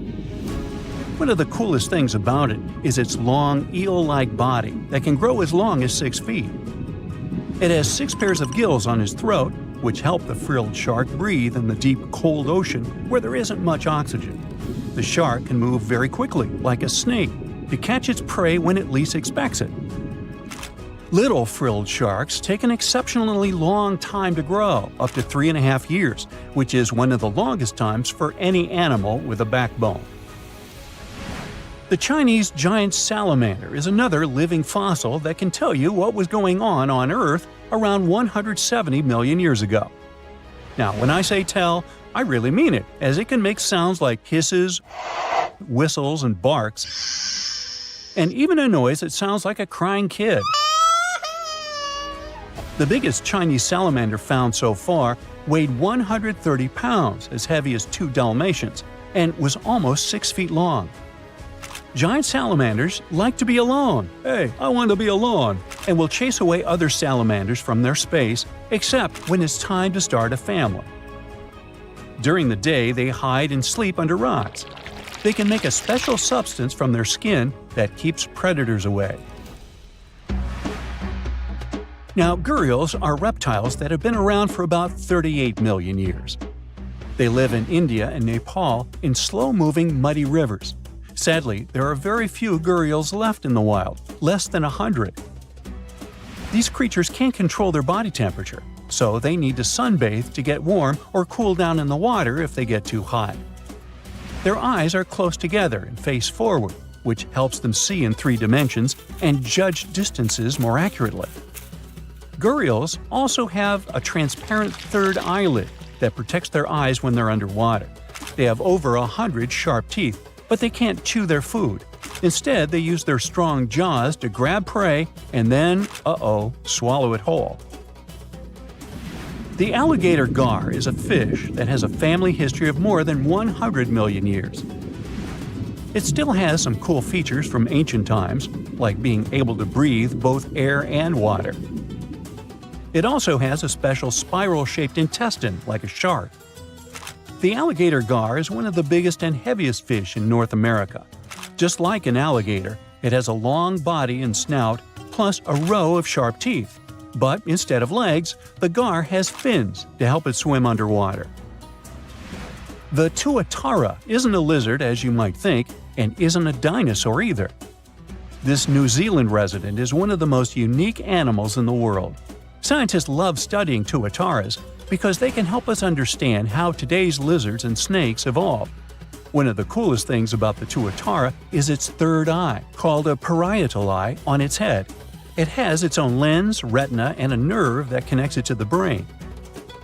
Scientists think it might help the tuatara know when it's light or dark outside and absorb sunlight to make vitamin D or help them keep their body temperature exactly right. Tuataras can live an extraordinarily long time, up to 100 years. Cassowaries are the youngsters on our list, as they've been around for only 60 million years. They have some things in common with dinosaurs, like their 3-toed feet and how they breathe. Cassowaries love to eat fruit, lots and lots of fruit. This love of fruit helps the rainforest because when cassowaries eat the fruit, their bodies don't harm the seeds inside. As they move around the forest, they spread these seeds, you can guess how, with their own natural fertilizer, helping new plants grow. Cassowaries are big birds, about 6 feet tall and weigh over 100 pounds. They have a special claw on each foot that is 5 inches long, and they can use it to kick real fast. If they feel threatened, they can charge, kick, and even jump on someone. They can also leap up to 5 feet in the air. So, the best thing to do is stay far, far away from where they live. The order Notostraca is a group of crustaceans that you may know as tadpole shrimp or shield shrimps. These animals have been around for about 360 million years. They have a wide, flat shell that covers their head, and they have a pair of eyes on top. These creatures can be found all over the world in different kinds of water, like freshwater, brackish water, and even salty pools. They can also look different depending on where they live. Notostracans aren't picky eaters and can snack on pretty much anything, from plants to small animals and other shrimps. Some of them are considered pests in places like California rice paddies because they stir up the mud, which blocks sunlight from reaching the young rice plants. Sturgeons are some of the largest fish species on the planet. They live only in the cool waters of the northern hemisphere and never travel below the equator. Even though they are huge, sturgeons don't have teeth. They eat by sucking food off the bottom of rivers, gulfs, lakes, and oceans. Scientists believe that sturgeons came from a group of fish that first appeared around 419 million years ago, long before dinosaurs even existed. Their ancestors survived a big extinction event that wiped out 90% of all species and went on to become the largest fish in many rivers in North America and Eurasia. Sturgeons can live up to 100 years old or even older. Female sturgeons can lay up to 3 million eggs at a time, but not all of the eggs eventually turn into real fish. Our next hero, the Pacific lamprey, has successfully lived through at least 4 mass extinctions. Its ancient ancestors evolved over 450 million years ago. These creatures have cartilage instead of bones and a third eye, which is a special light-sensing organ on top of their heads. Instead of a regular jaw, they have a mouth surrounded by teeth. They latch onto prey and sup up body fluids like real underwater vampires. And although he wasn't living underwater, the story goes that King Henry I of England might have lost his life because of a lamprey. The English monarch loved this fish so much that he defied doctors' orders to stop eating its flesh. He got sick every time he'd have it, but the lack of bones and the unusual taste made the royal fall in love with it. As a result, he got some scary symptoms from eating lamprey and eventually passed away. Can you say clueless? The elephant fish, also called the Australian ghost shark, has been on Earth for around 400 million years. Even though they're related to sharks, they aren't actually sharks. Instead of bones, their bodies are made entirely of cartilage. These fish have a special shiny tissue in their eyes that can make their eyes look like they change color from yellow to green. Elephant fish can be pretty tough and will fight back if they feel threatened. They like to be alone and usually don't hang out with other fish. Horseshoe crabs also deserve the title of survival champs, as they've been around even before dinosaurs, since 450 million years ago. 4 species are still roaming the ocean from Maine all the way to Mexico. Horseshoe crabs are more like spiders than ticks than they are like real crabs. They have 9 eyes, plus extra light sensors near their tails, so they can see really well. They breathe underwater using flap-like gills near their belly, and sometimes they use these gills to swim upside down. Every spring, when the tide is high, these creatures come up to the beach at night to mate and lay their eggs, and you can see hundreds of thousands of them.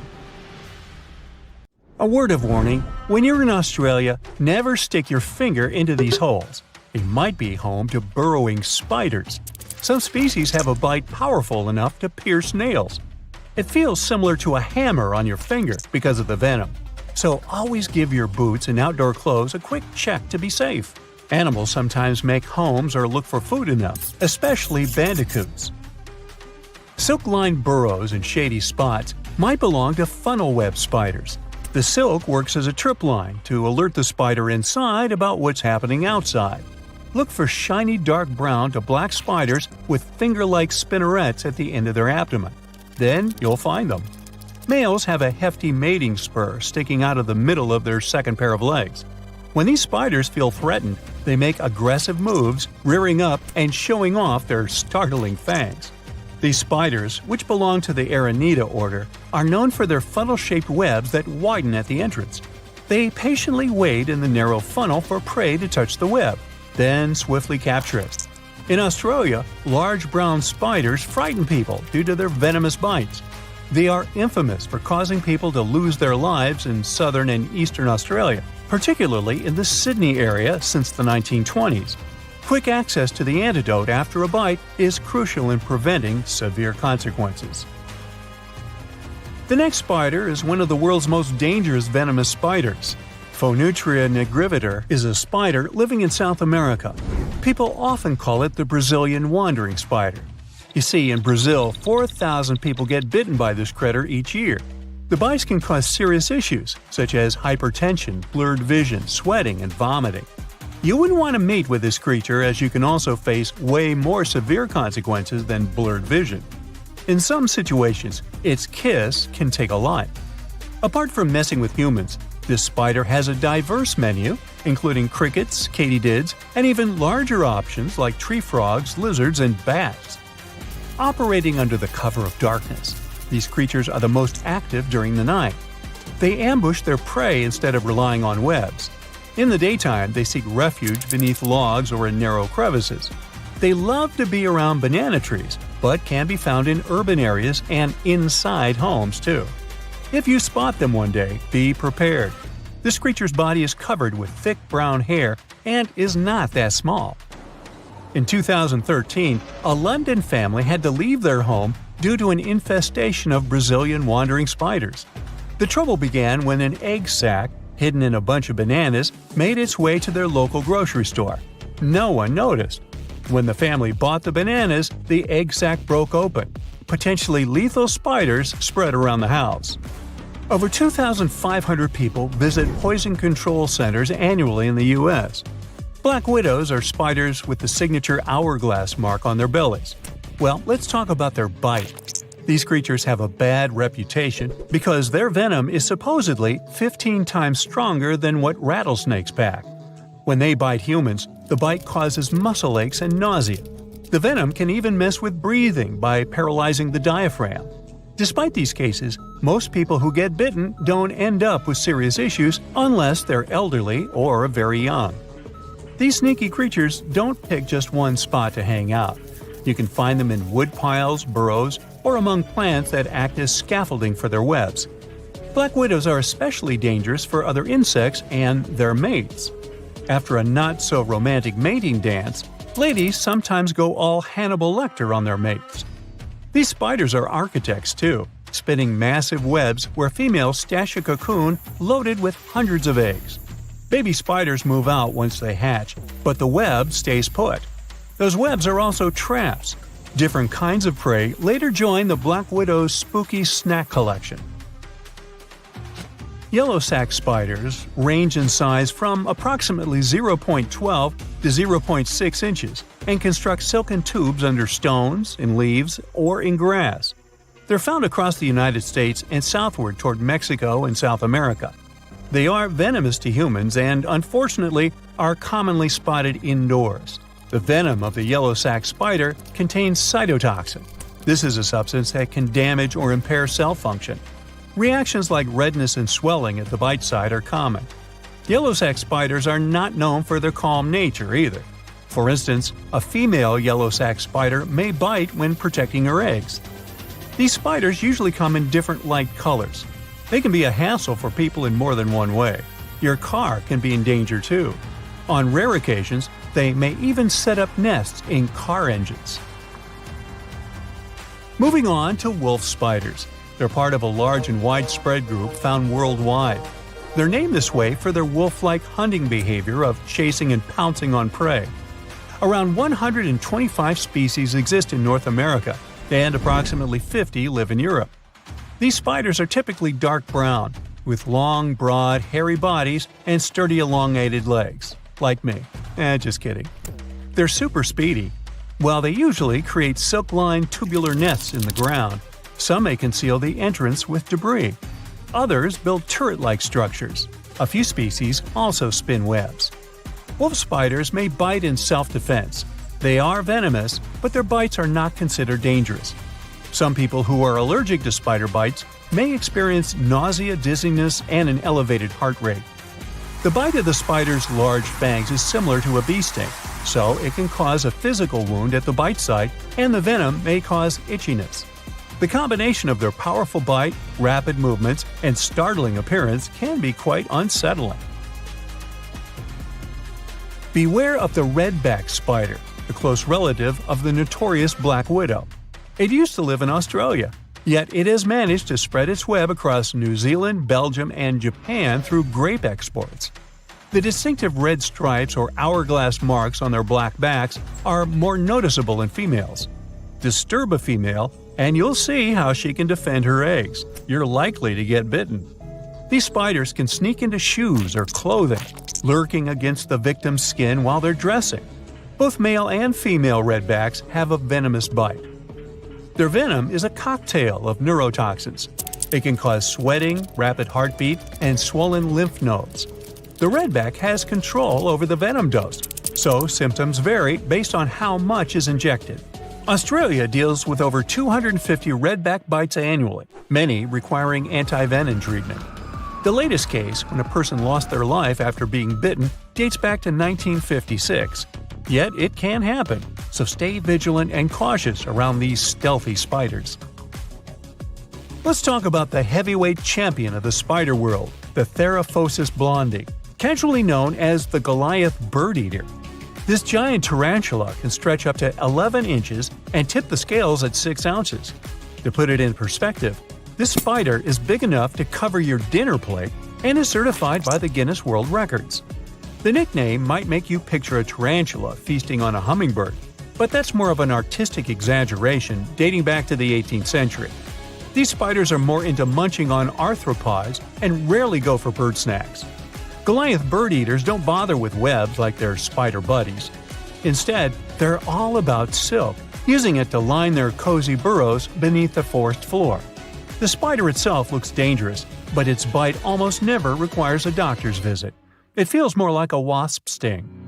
Goliath bird eaters are the biggest spidey on Earth.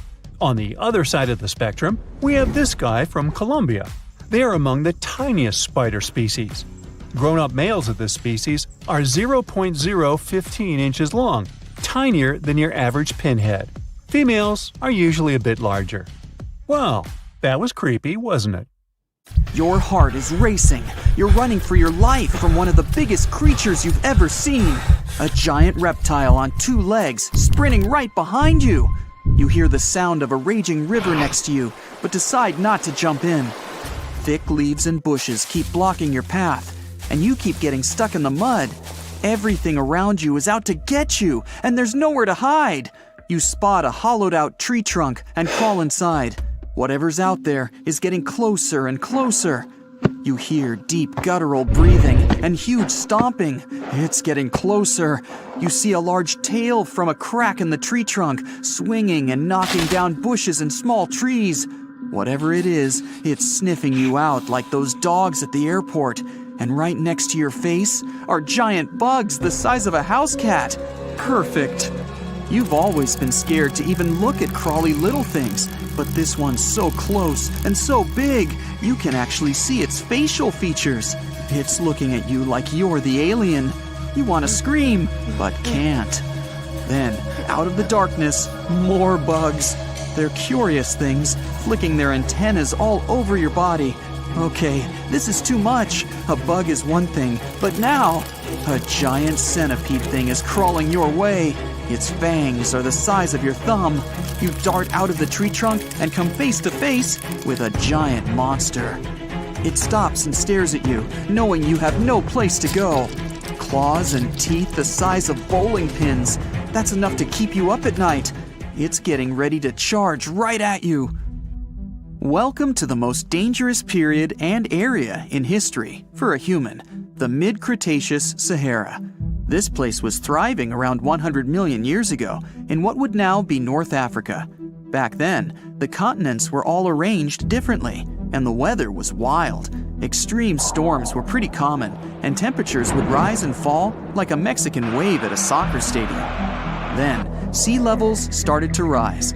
Water flooded the Kem region, an area between modern-day Algeria and Morocco. Over the next millions of years, asteroids, volcanic eruptions, and other natural disasters wiped out everything else. Bye-bye, dinosaurs. Thanks for playing. You probably think of the Sahara as one of the most inhospitable places on Earth. But back when it had trees and rivers, it was even more dangerous. The famous River of Giants was a huge river system that stretched from modern-day Egypt all the way to Morocco. The land was flat and not much vegetation grew there, but it was enough for life to exist. Frightening, scary life. That creature you're staring at, it's a giant, scary-looking theropod, and it's out to get you. Imagine a T-Rex-like dinosaur that's more than 32 feet tall and has an epic jawline. Scary stuff. They were the top dogs in the food chain back then. And that's why this place and period in history was so unique. The entire area had an incredible imbalance between hungry dinos and poor little dino snacks. There wasn't enough food to go around. Scientists were never able to find much evidence of herbivores. That means it might have been a royal rumble of carnivorous creatures waiting to pounce on each other at any moment. So, after a while of having a stare-down contest with a giant theropod, a shadow creeps up on you from behind. You're too scared to turn around, but the growling is louder than anything you've ever heard. It shakes you to the core. You turn around and see a Spinosaurus, and that's about all you can see. You know how they always show the T-Rex as the king of the dinosaurs? Well, this one would be, what, the emperor? It stands about 50 feet tall and has a sail of scales on its back, the size of a regular human. Then add in a crocodile-style snout with razor-sharp teeth and some short, powerful legs. Its diet mainly consists of river fish, but it's looking at you like you're a delicious fish taco. The two alphas are now in a standoff, with you stuck in the middle. But before you close your eyes and get ready to be eaten, they begin fighting each other, knocking down trees. You tiptoe your way out of there and run. The further you go, the better, right? Wrong. Not here, because everywhere you go, there's going to be something dangerous. During this period, there was danger in the sky, in the water, and on land.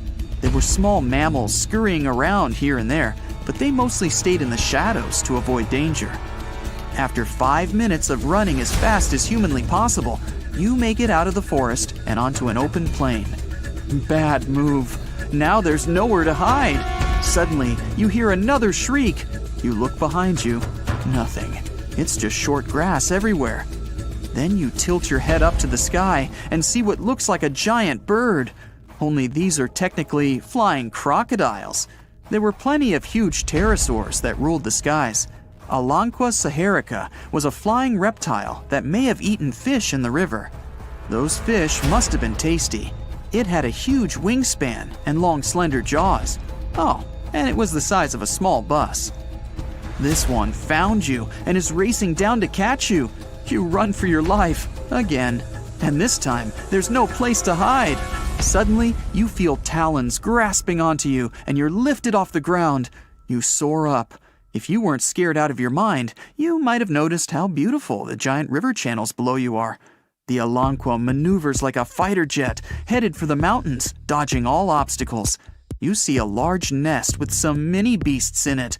They're hungry and as large as you. Not a great combination. You try to break free, but it's impossible. The creature drops you in the middle of the nest and flies off. You try to cover yourself, but the little ones keep pecking away. It's only a matter of time before it's too late. You look down below you and see the river. You can't tell how deep it is, but it's got a really strong current. You're out of options. You dive into the raging river and get dragged along with the current. Safe for now-ish. Imagine it's 2021. You're walking along one of the hottest and driest places on Earth, the middle of the Sahara Desert, only to find fossils of oversized fish. They ranged from bite size to bus size. Even freshwater sharks lived there. These weren't your average little fishies. Judging by their teeth, those guys meant business. You might even find a giant sea turtle swimming around. Okay, back to your wacky adventure. Luckily, you wash up on a safe sandy part of the river where you're able to relax. You drink some river water and try to find a safe place to make camp. Every noise you hear makes you jump. You sit down and try to enjoy the calmness of ancient Earth. Just when you feel you can finally catch your breath, you see a Spinosaurus walking along the river on the prowl. You run off and hide under a bush. It passes you by. You're safe. Or not. It turns, shakes the bushes, and sees you. Just then, a large boom scares it away. It's the sound of you jolting awake. You turn on the light and see your cat staring at you. Those dinosaurs seem so real, probably because of that documentary you were watching right before bed. The entire mid-Cretaceous ecosystem depended on rivers for daily life. Just like all ancient civilizations, rivers were essential for the creatures of the time. And very recently, scientists discovered a new species of snakes that went extinct back then, with no known descendants. To understand these ancient ecosystems, it's important to know a lot about fossils. You might find two different fossils side by side, but those animals might have lived millions of years apart. A loud growl off in the distance makes you sprint even faster through the jungle. You run past rocks and bamboo without even looking where you're going. But you're not running away. You're running right at it. You slap yourself in the face to wake up. In front of you is a giant footprint of an ape-like creature. That's one big Bigfoot. It's not human, that's obvious. And there isn't a gorilla. There aren't any gorillas native to southern China. Is someone playing a prank on you? Here, in the middle of the jungle? Not likely. You keep walking, hacking away pesky vines and leaves. It's a scorching hot day, and you're sweating all over. You take a sip of water every 5 minutes.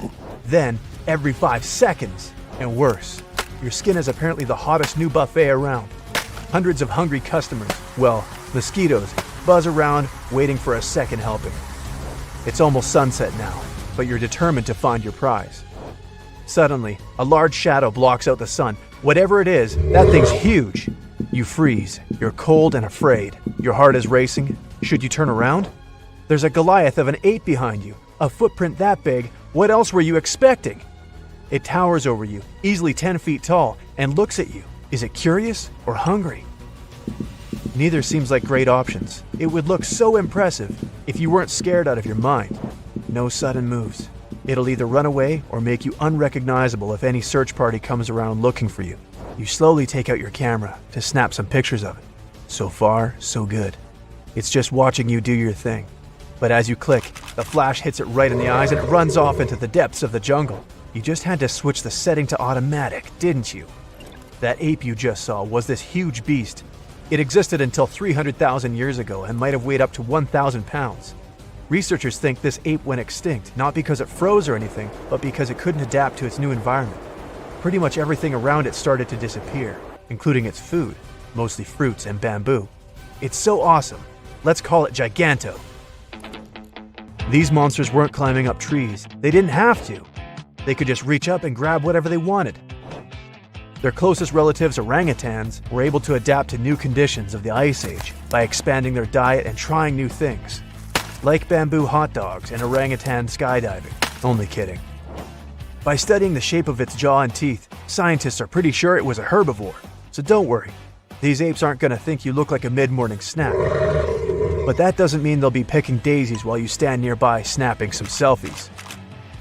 A powerful gorilla can lift around 20 times its own body weight, which means that it's around 10 times stronger than a human.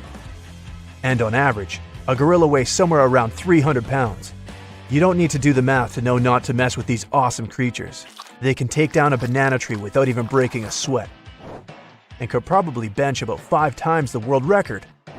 Giganto would tear it up in the Olympics, literally. You're still in shock, even though a snake is slithering right up your arm. You pull yourself back together and brush it off. You've already had your fill of freaked out for the day. A snake doesn't even make you flinch. Did you really come face to face with an actual Giganto? Maybe the last of its kind? You race back to your colleagues and they can't believe it. The next day, you gather some of the more brave researchers and head back out into the jungle. Everything looks so peaceful. You and your team are trekking through a panda's paradise. Bamboo as far as the eye can see.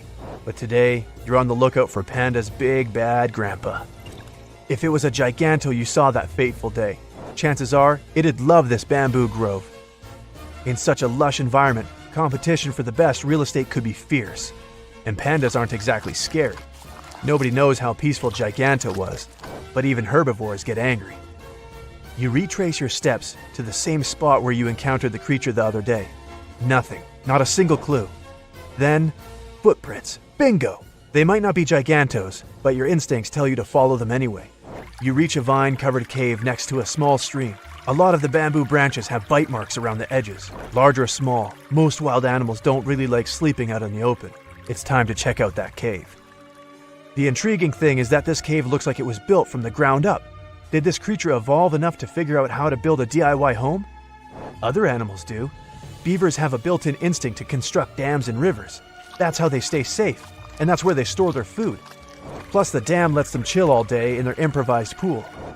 Did Giganto really build this thing? You and your team approach the cave cautiously. You don't know if it's in there sleeping, or maybe a dozen of them are watching you all, waiting for you to enter. Maybe it's out gathering food and only comes back at night. You can definitely hear something, but it's not the sound of a fierce creature. It sounds more like a beep.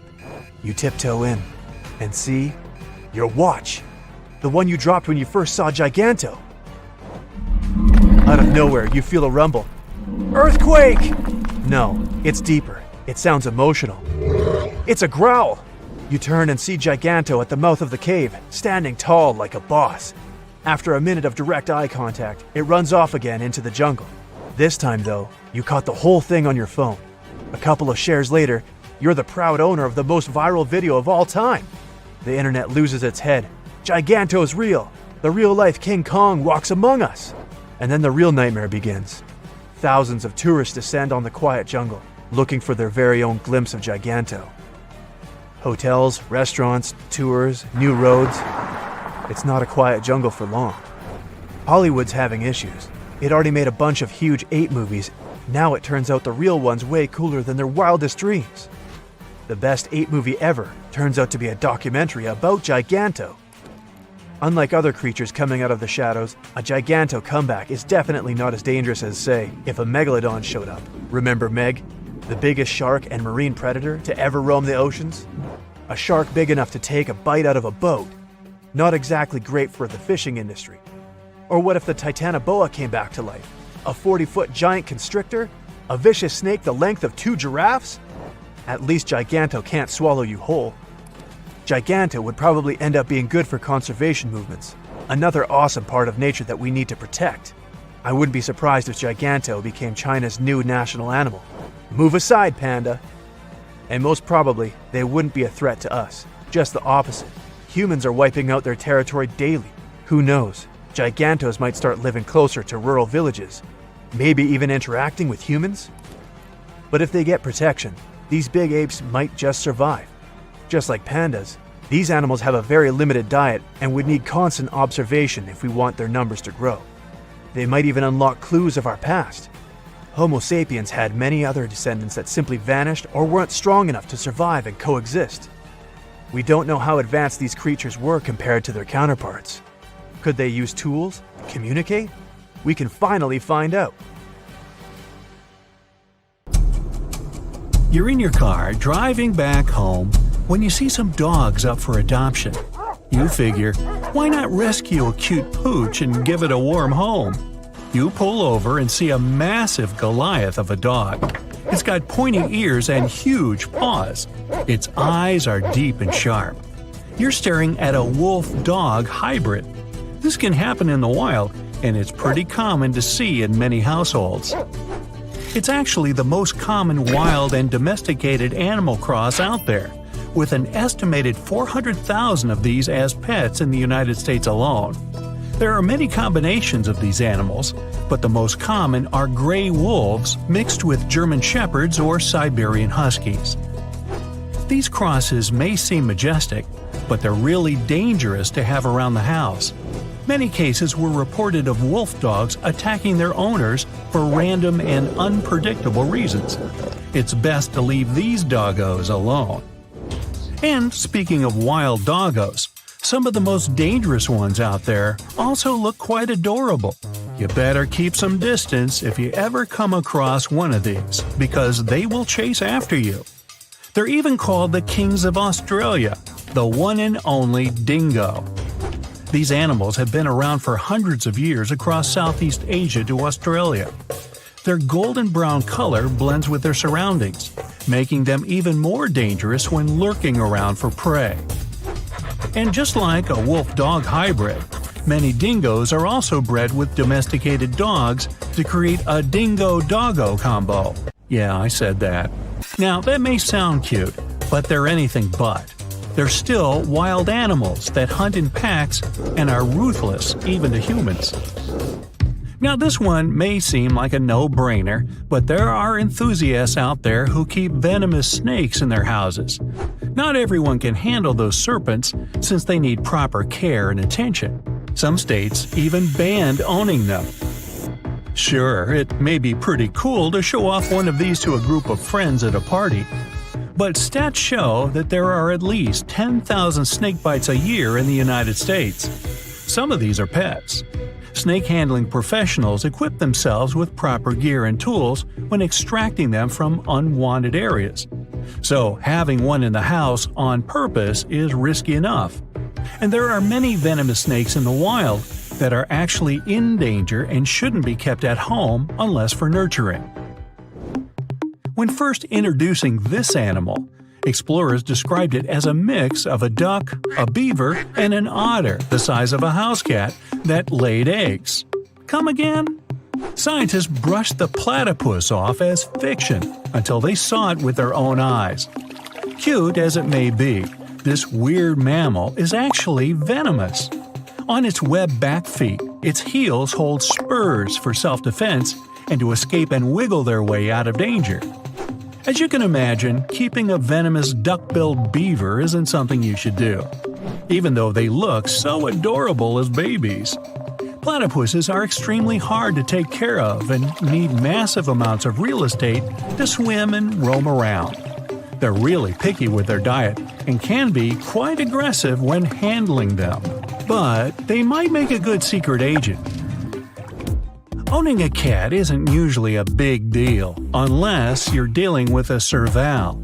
These wild cats are bigger than the typical house cat and look like little leopards. Yeah, they look majestic and like to jump from place to place, but they're still not highly recommended to keep at home. They've been known to cause a ruckus in the house and rip up curtains and couches with their claws. They rarely listen to humans and are aggressive when played with. They're very clever and need loads of places to climb and explore, and do all kinds of serval things. A slow loris is just an animal you want to hug all day. Its large, bulging eyes make you want to cry for joy. The way it grabs onto branches with its tiny hands brings smiles to everyone. And it does it all so slowly. But there's a dark secret to handling these primates. They're endangered and illegal. And even though they look oh so cute to handle, they're actually in extreme distress. They're night animals and can't handle too much interaction.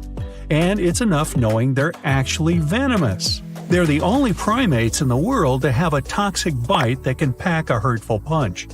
At least it won't be hard outrunning these creatures.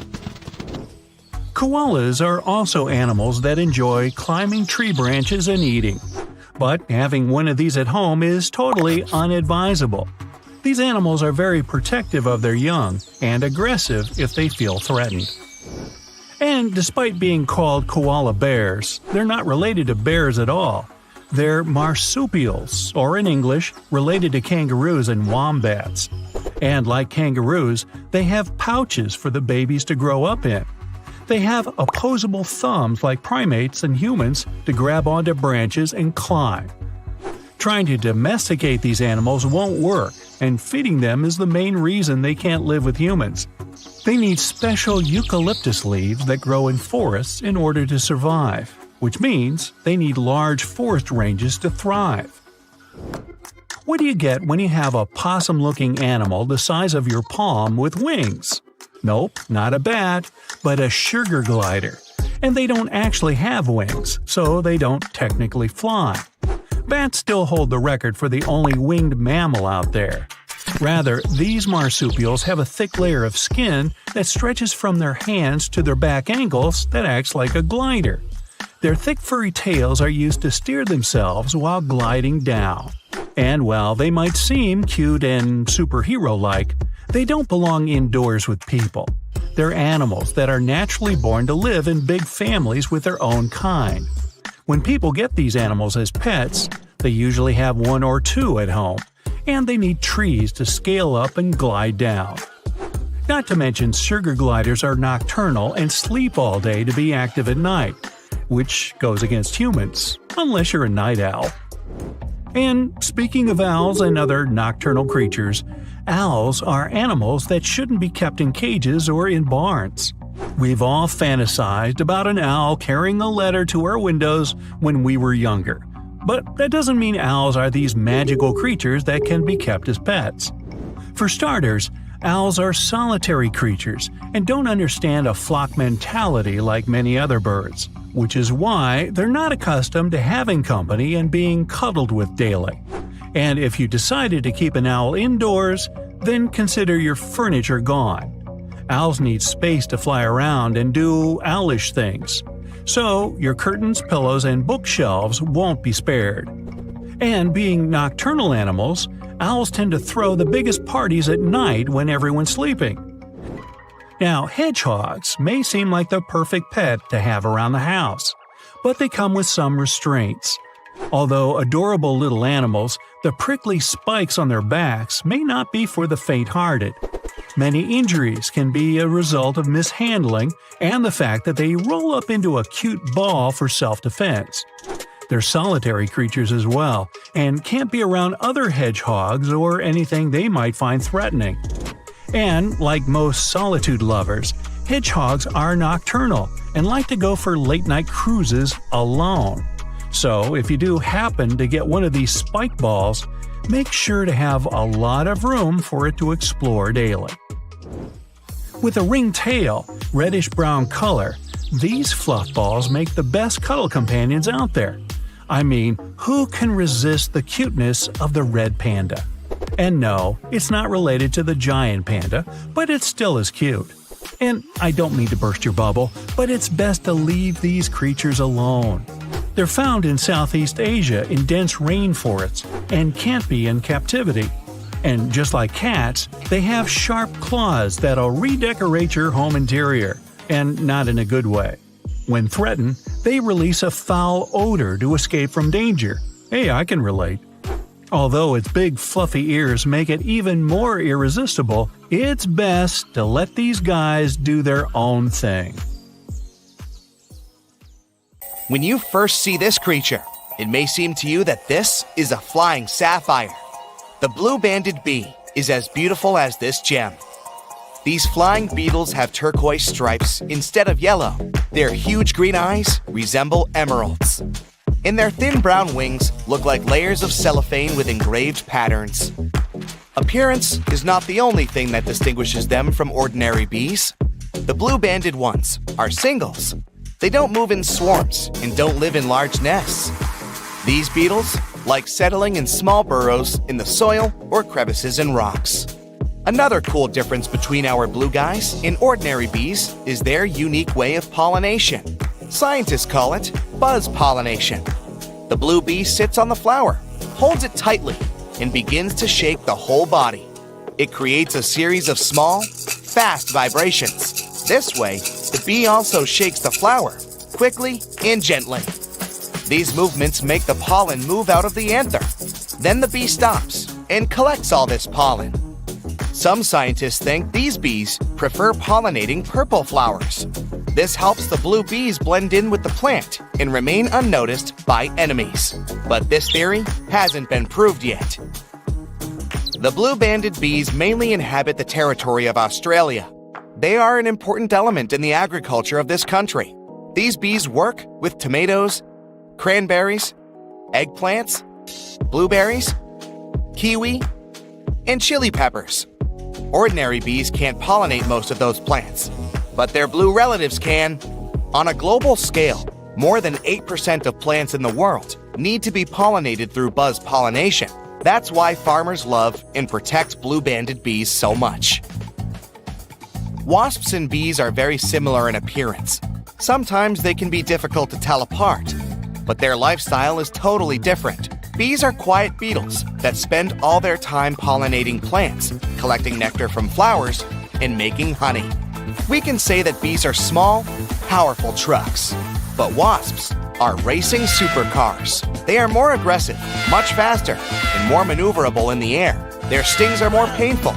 Yes, they can also carry pollen from one plant to another and feed on nectar, but their main mission is to control the population of insect pests, such as aphids and some species of caterpillars. According to some estimates, wasps manage to get rid of more than 14,000 tons of insects in the UK alone during one summer. Imagine how much they do all over the world. Wasps are dangerous beetles, but among them, there is one kind that is distinguished by its peaceful nature and lifestyle. This is the mud dauber wasp. It also has a black and yellow coloring, but it looks more elegant. A swarm of regular wasps is controlled by the queen, but mud daubers are solitary creatures. They build a small nest of mud in which they live with their children. A mud dauber will bite only if it's in danger. Unlike other wasps, these insects only use their venom to paralyze spiders, flies, and caterpillars. Then, they bring them to their nest to feed their children. So don't be surprised if you see a large horde of paralyzed spiders inside the nest. There can be more than 500 bugs in one nest. When little wasps hatch from eggs, they immediately begin their feast. The most unfriendly wasp species is the hornet. They are also wasps, but bigger, angrier, and with an even more painful bite. Its bite is one of the most dangerous among all insects. This critter can grow to be the size of a thumb. That's 3 times as large as a regular bee. Hornets attack in a huge swarm and pose a great danger to any animal. To fight them, people wear thick protective suits that resemble spacesuits. But the worst thing is that hornets invade hives and reduce the bee population.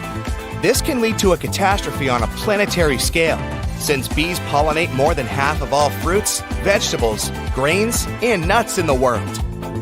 Look at this big buzzing bumblebee. There's something wrong with it. It lands on a flower. And wait a minute. This is not a bumblebee at all. It's some kind of green-orange beautiful beetle.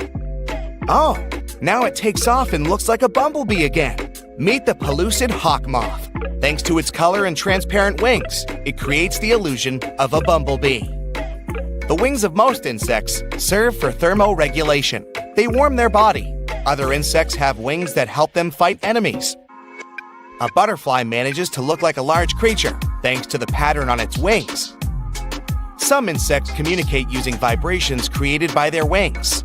Colored wings have many different purposes, but the pellucid hawk moth has transparent wings, and their main function is to avoid reflecting sunlight. These fast-moving transparent wings practically don't shine in the light and tone down the color of the beetle. Thanks to this, when the moth is flying, other insects perceive it as a bumblebee and are afraid to attack it. These bumblebee copycats are found in Africa, India, Southeast Asia, and Australia. At the beginning of life, they are bright green caterpillars that feed on coffee and pomegranate leaves. From afar, it may seem that a hamster is sitting on the trunk of a tree, but this is actually the southern flannel moth. It's large and covered with thick fur. Don't try and pet it if you don't want to go to a hospital. There are many poisonous thorns hidden inside this fur coat. Even a light prick can make you experience lots of unpleasant sensations. Other insects that pretend to be bees and wasps are hoverflies. They look like wasps, fly like wasps, and imitate a wasp's sting. But their coolest ability is copying bee buzzing. In reality, though, hoverflies are fragile, harmless creatures. Their ability to transform into bees is essential for their survival, and it works great. Many animals and insects are afraid to approach these skillful actors. But in the entire animal world, lyrebirds get the title of the most talented imitators. These small birds, with large, beautiful tails resembling a lyre, live in Australia. Imagine getting lost in a forest far away from a big city. Suddenly, you hear the sound of a chainsaw. You don't see people, but the sound is getting closer. Then you hear the clicking of a camera shutter. But there are no people with cameras around. Lyrebirds create all these sounds. Thanks to all the complex muscles of their syrinx, they can mimic the sound of almost anything. Some people heard these birds imitating human speech. Also, they are good forest designers. Female lyrebirds build domed nests on the ground, in stumps and caves. They usually lay one egg there and take care of the baby for the first 6 to 10 weeks. Let's go down from the sky to the ocean to see other tiny creatures. Meet blue-ringed octopus. This little guy looks so small and cute. Its bright neon color and blue rings are visible from afar. The octopus can easily fit in your palm, but it's better not to touch it.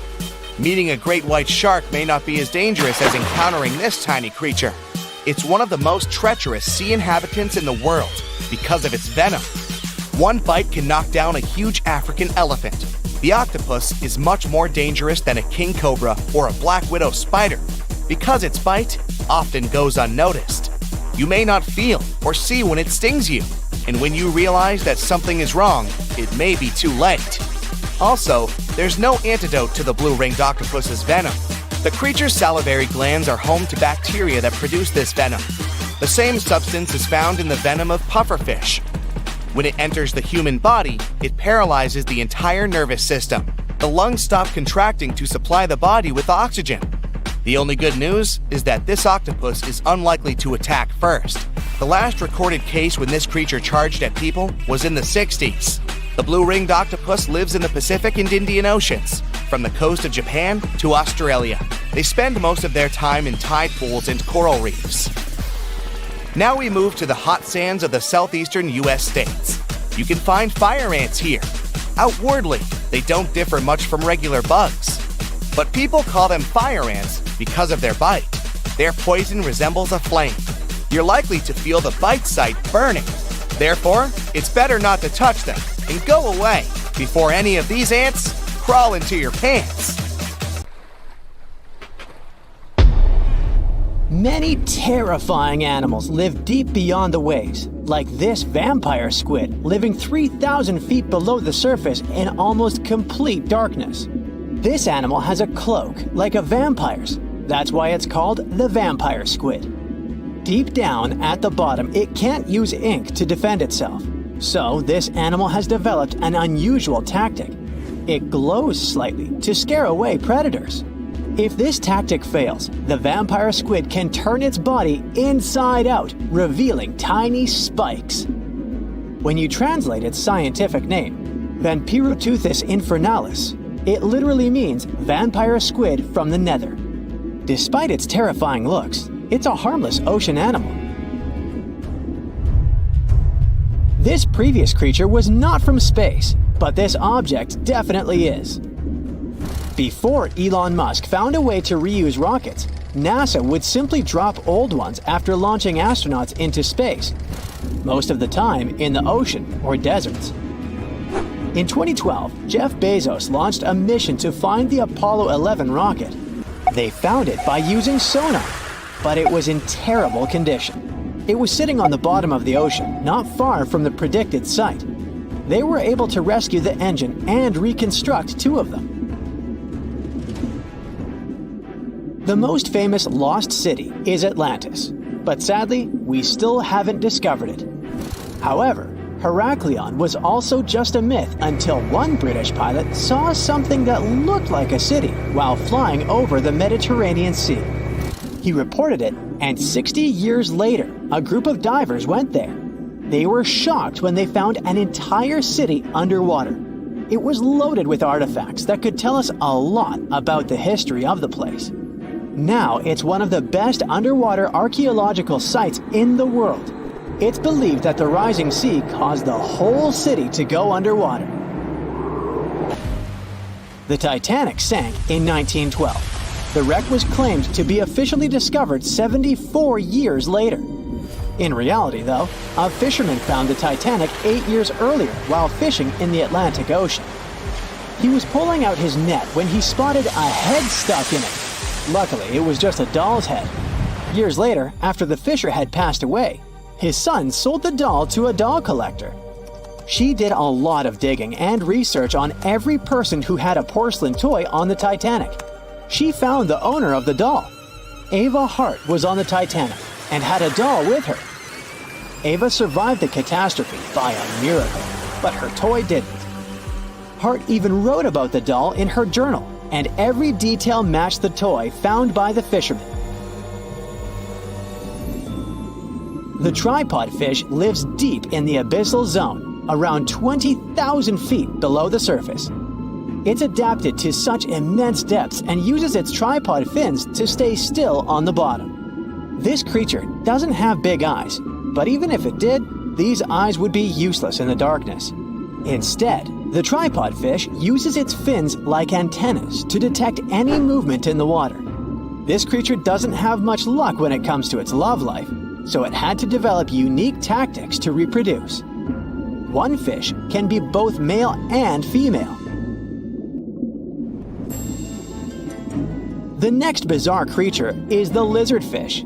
It has tons of razor-sharp teeth, a huge mouth, and really big eyes, which it uses for hunting. All this makes the animal look freaky. The lizardfish lives at depths of around 11,000 feet in the midnight zone, where there is zero light.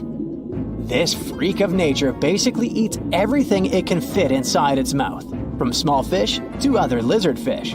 On the other hand, when they see other reptile fish, they probably fall in love instead, because finding mates at those depths is not an easy task. Like the tripod fish, the lizardfish can be both male and female at the same time. When you think of a river, you usually picture it on land. Still, nature is quite unpredictable, and it created a river flowing under the ocean in California. It's running at a depth of around 2 miles. This river has everything that an ordinary river has: sunken logs, trees, and rocks. And despite its uniqueness, it's not the only one in the world. There are also others in the Amazon and Greenland. A terrifying creature was discovered near Angola's coast by a remote operating vehicle. It looks like it doesn't have a head or a body. It was sitting at a depth of around 4,350 feet below the surface. After doing research, scientists concluded it wasn't anything from a sci-fi movie, it was just a cluster of siphonophores stuck together. In 2015, some random guy was diving in Caesarea, and something shiny caught his eye. He reached out, grabbed it, and realized it was a gold coin. After that, he examined the bottom and found out that there were many more. He reported the incident to the local authorities, and they concluded that he had found Arabic treasure. The coins were made of solid 24-karat gold and were a few thousand years old, but due to the perfect salinity and temperature, they looked brand new. The coins belonged to a ship carrying cargo. It was caught up in a storm and unfortunately sank. One of the weirdest things ever discovered was found in the Baltic Sea. It's an anomaly that looks as if it was created by a different civilization. It was discovered by Swedish researchers, and they basically had no idea what it was. They had to ask tons of other scientists for their opinions. When you look at this formation from above, it's 200 feet long and looks exactly like a fallen spaceship. It's hard to believe that it's a natural formation, but spoiler alert, it's totally made by nature because the Baltic Sea has gone through many erosions throughout history. Most likely, the bizarre formation is the result of these processes. A group of divers in Madagascar were shocked when they found this 7-foot monstrosity of a knife on the seafloor. The speculation started immediately, and many said that the knife was from some giants that had fought megalodons and lived on Earth thousands and thousands of years ago. That could make a nice story, but the knife is most likely a movie prop that was lost at sea. One of the ocean's most bizarre animals is the frilled shark. It's believed that this fish is the reason for all those sea serpent stories that sea explorers of the past wrote about. These animals live pretty deep in the ocean, but sometimes they can be seen in shallow waters. It's super rare, but possible. The frilled shark has a big mouth sporting around 300 teeth. It also has a long body that looks like a lizard's, and it is truly a unique species of shark. Its prey can be half of its size because this shark's stomach is like that of a snake, and it can swallow huge fish or crustaceans. Spotting a few worms in your garden is no big deal, but after seeing a 26-foot-long one in the ocean, you will make your wetsuit a little wetter. This worm is super rare, and it's completely harmless to humans. It's actually not a giant worm. It's a cluster of zooids that are stuck together in a worm-shaped formation. They usually only eat plankton, bacteria, and other tiny things that can be found in the ocean. Probably the scariest thing in the ocean that is 100% real is the magna pinna, which can be found at crazy depths of 20,000 feet below the surface. This monster looks like an underwater Slender Man, but it's just a squid with really long tentacles that can reach a terrifying size of 8 feet. This guy has only been seen a few times, and basically, we don't know much about this creature so far. All right, you're scuba diving in the ocean, watching corals and colorful fish flitting by, when suddenly an enormous shadow appears above you. You look up and see a massive creature approaching you, its mouth a gaping abyss. Relax, just stay still and you'll be fine. This leviathan is a basking shark, one of the scary sea monsters that isn't really capable of doing harm to anyone. Basking sharks are filter feeders, just like baleen whales. They open their large mouths to swallow plankton, and don't even have teeth. It's late night in the Central American jungle. You're out in the wild to watch birds, and you hear flapping of wings. Excited, you look intently into your night vision goggles, only to see a face out of your worst nightmares. Don't scream, you'll scare it away. It's a perfectly harmless, wrinkle-faced bat, and it isn't interested in you. These are fruit bats, and wrinkles on their faces allow them to collect fruit pieces and juice for later snacks. By the way, their Latin name, Centuro senex, was given to them for their semblance to 100-year-old humans. Walking around a Nepali National Park and deciding to wash your face in the river nearby, you freeze in terror. A crocodile is looking straight at you from no more than a few feet's distance. Then, it raises its snout above the water, and you exhale in relief. It's a gharial. These reptiles have long and narrow snouts that allow them to efficiently catch fish and at the same time prohibiting them from hunting any other prey. While still carnivores, gharials are pretty shy and will slither away at the sight of humans. Right now, there are no more than 1,000 of these crocodilians in the whole world, so let it go. Especially if it's a girl gharial. You dig your garden in the backyard and notice something moving on your shovel. You take a closer look and drop the tool in horror. A small creature looking like a hostile alien is scurrying away into some burrow in the ground.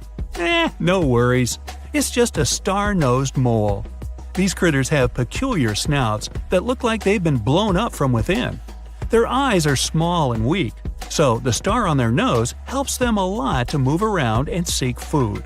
It's always on the move, touching everything it can reach as if the tendrils were tiny fingers. Oh, you're bathing in the ocean again. Well, look to your right, there's a real toothed shark going right at you. Nah, don't panic. It's just a sand tiger shark. Neither a sand nor a tiger one, it's a vulnerable fish-eating shark that slowly swims in the seas and chases its prey from time to time. There have been no reports of it ever attacking humans, but it still has rows of sharp teeth, so don't try to touch it just in case. It may seem placid, but you don't want it to get a bite out of you, do you? Okay, from ocean to desert, you're in Australia and longing for some water. You see a likely spot and start digging the ground, only to stumble upon a creature straight from the depths of neither, all covered in thorns. It eyes you suspiciously and slinks away because it's just a thorny devil. Despite its ominous name, this lizard is harmless to humans.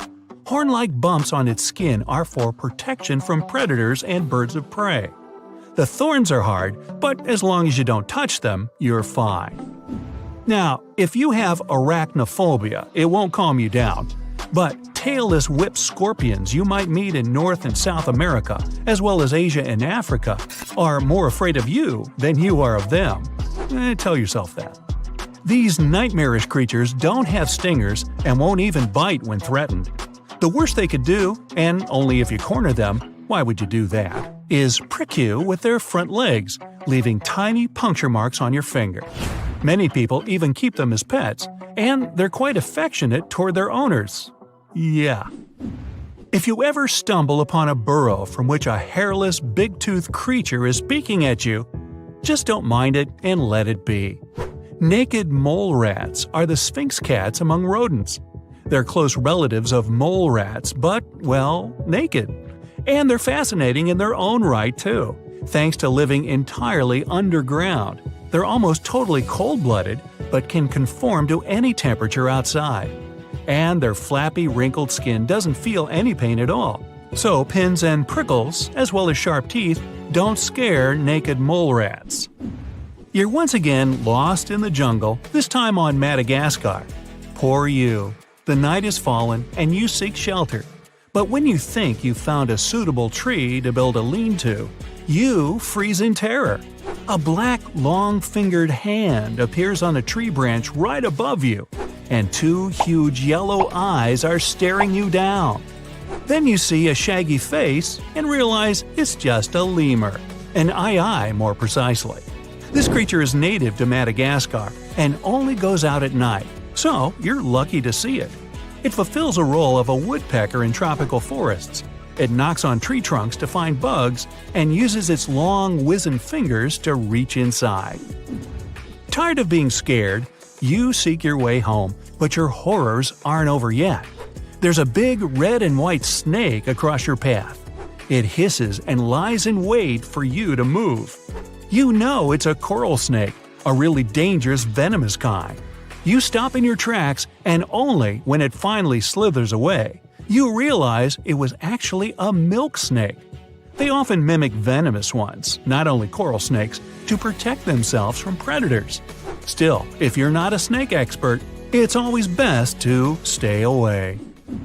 Okay, this creature will infest your darkest dreams. A giant African millipede.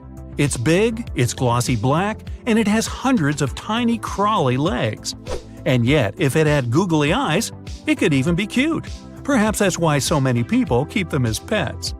That, and because they commonly live up to 10 years. Giant millipedes can't really bite. Their only defense is curling into a tight ball and secreting irritating liquid from the pores of its skin. If you dare touch it, don't rub your eyes or nose afterwards. It's quite unpleasant. Goliath bird eater is another popular pet creepy crawler. It isn't dangerous for humans, despite it looking like your worst nightmare. This is one of the largest spiders in the world, and as its name implies, it sometimes hunts small birds for food. But they aren't part of its regular diet. The spider prefers worms and amphibians. Make sure you don't frighten it though. It can still bite or release hairs in self-defense. The bite is similar to a wasp sting, and hairs can cause severe irritation on your skin. But mostly, this gentle giant is just shy and will crawl away at the sight of you. Oh dear, there's another snake approaching you, and fast! You're about to turn and run when you see a hulking eight-legged form cutting into the snake's path and leaping on it. It's another arachnid, and it looks even more terrifying than the snake. It's a camel spider. Not really a spider, nor a scorpion. These creatures belong to a separate family. They became the stuff of many urban legends, but in fact, they don't even have any venom. Sure, they can bite, and their jaws are pretty powerful, but camel spiders can't do much more to a human than just bite. They hide in the sand and burrow to leap on unsuspecting lizards, invertebrates, and yes, even snakes. And now, picture a pill bug. Not exactly a beauty, but since it's small, it's okay. But what if it were 10 times as large? No, definitely not okay. Still, such a creature exists, and it's a giant isopod. Thankfully, it lurks in deep, dark, and cold waters, so it won't ever come up in your backyard. Giant isopods grow to such enormous size because of something called deep-sea gigantism. Deep-dwelling creatures have to endure great pressure of water, extreme cold temperatures, and scarce food, so their metabolism slows down. Isopods don't move much, and more often than not just lie in wait until some poor small bug or crustacean crawls within their reach and they can munch on it. And though it looks like a many-legged chaos from below, a giant isopod can hurt you, even if it wanted to. Just pet it already. Let's find out something awesome about poisons. No, this is not another video with the top 10 of the most venomous animals. There will be several of them here, but the point is different. We're going to find out about the nature of these substances, which are dangerous for any living creature. There are two glasses in front of you. The first one is full of sour milk, and the other has the venom of one of the most dangerous snakes in the world, Vipera aspis. What do you think? The liquid from which glass can cause negative consequences for your health. The correct answer is sour milk. It can cause bloating, indigestion, and heartburn. But if you drink the snake's venom, nothing will happen. The fact is that this substance is a particular type of protein, and gastric juice splits this protein like any other food. The toxin contained in the poison is dangerous only in contact with blood. Therefore, if you have a wound in your mouth or stomach, then you'll have problems. But as long as the toxin stays away from the blood circulatory system, you needn't worry.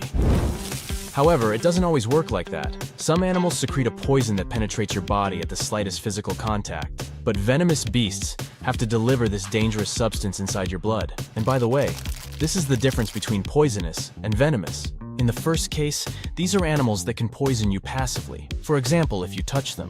They don't make any effort, and the poison is released from their bodies constantly. The poison dart frog just hangs out in the jungles of South America and doesn't attack anyone.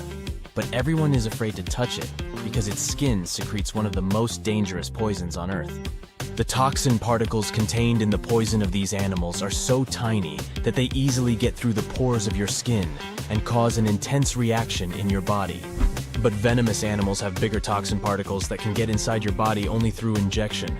Venomous animals bite and sting to deliver the venom to blood. Venomous snakes, wasps, spiders, and other creatures use venom to attack prey. Poisonous frogs or fish covered with poisonous skin use toxins to defend themselves. That's the difference. One of the most venomous creatures in the world is the box jellyfish. When it stings, it injects a powerful toxin into its enemy, affecting the nervous system and skin cells. They are dangerous not only for sea creatures, but also for people. The toxin acts quickly and can lead to serious health problems within minutes. One of the most poisonous creatures in the world besides the poison dart frog is the puffer fish. Yeah, that famous Japanese delicacy. Many have probably heard that if the cook prepares this fish incorrectly, it can be poisonous even after heat treatment. This fish's toxin is 1,000 times more potent than cyanide.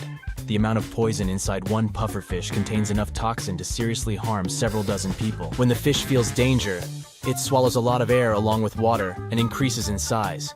In this state, its needles, which contain the toxin, become even more dangerous. So never touch this fish if you see it in the sea.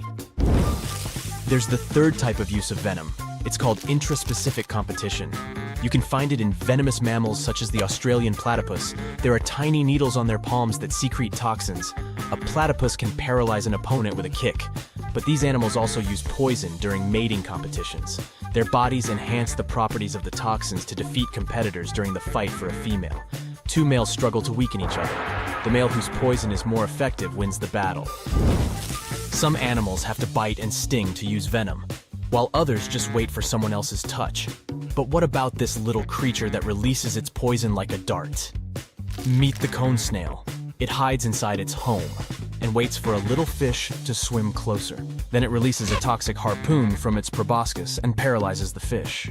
Then the snail swallows the prey whole, like an anaconda. The venom of this small animal is also dangerous for humans as it causes severe problems with breathing, vision, and other issues. At the same time, the substance contained in the poison of the cone snail is used by doctors to make a powerful analgesic. And this is not the only case when animal venom is used in medicine. A poisonous lizard called the Gila monster releases a neurotoxin produced in the salivary gland during a bite. Because of this venom, the bite of this animal is considered one of the most painful in the world.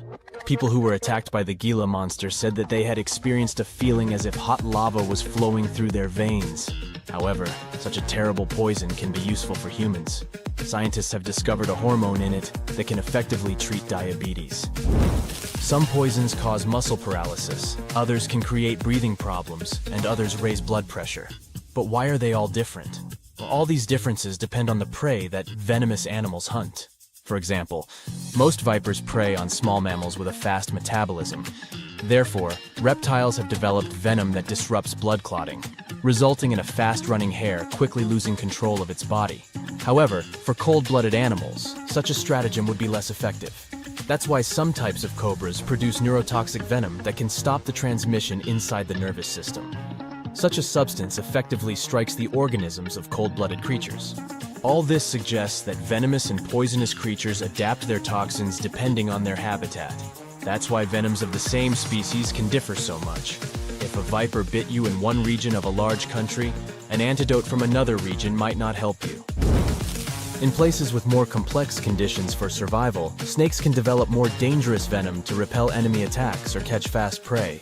But this principle also works the other way around.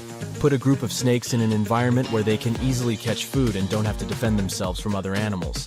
This type of snake may eventually become non-venomous. This is because producing venom is a complicated process that requires a lot of energy and resources from the organism. And if the conditions don't require using this substance, then snakes will stop producing it. This happened with sea snakes. They are some of the most venomous animals on Earth that hunt fish at the bottom of the sea. Since their prey was much faster than them, they had to develop a strong venom that would quickly paralyze fish. But one of sea snake species stopped getting food this way. Instead of hunting fish, they began to eat fish eggs. This prey doesn't run away, so snakes don't need venom anymore. Eventually, they stopped producing it. How many animals on the planet do you think are poisonous and venomous? According to scientists' calculations, about 15 to 20%. But most likely, this number is much higher because people haven't fully studied all the biodiversity of such creatures. Interestingly, almost every species of animal has a poisonous or venomous kind. Even among mammals, the platypus is not the only venomous creature. The slow loris seems like a cute, harmless animal. Still, this primate from Southeast Asia secretes venom from its teeth during a bite. Also, some species of shrews produce venom in the same way to paralyze their prey, and vampire bats are the only poisonous flying mammals in the whole world. Okay, we have a large number of poisonous and venomous animals today, but what about the past? Many scientists believe that millions of years ago, venomous dinosaurs walked the Earth. Some studies have confirmed this hypothesis. The venomous glands and tissues of these formidable reptiles haven't survived to our times. But in the teeth of some dinosaurs, scientists found small gaps that modern venomous snakes and lizards have. It's possible that prehistoric monsters also used these holes to secrete venom through them. Now, of course you know that the Amazon River is famous for its piranhas, bull sharks, and other creatures you don't want to meet. But there are even more dangerous rivers in the world. The deepest of them, the Congo, goes so far down in some sections that even light can't reach there. It's the only major river that crosses the equator twice and carries enough water to fill more than 13 Olympic-sized swimming pools into the Atlantic Ocean every second. Wow! Even the most experienced boaters have trouble passing through all of the river's strong currents, rapids in its upper part, and waterfalls and gorges in the lower section.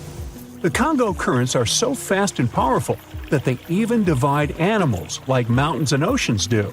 There are new species of fish evolving separately on the two banks as they can't reach the other side and breed with each other.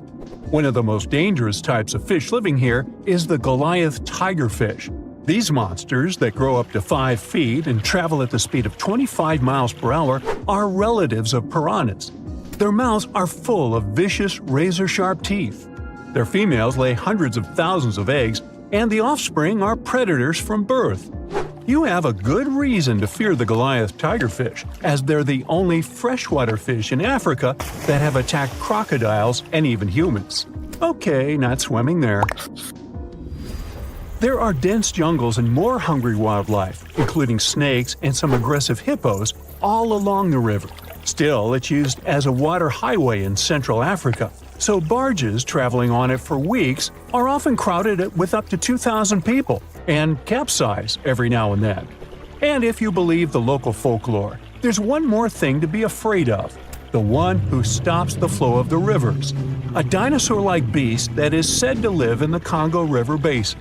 There have been over 100 sightings over the last century, but no one can provide solid evidence the beast is real.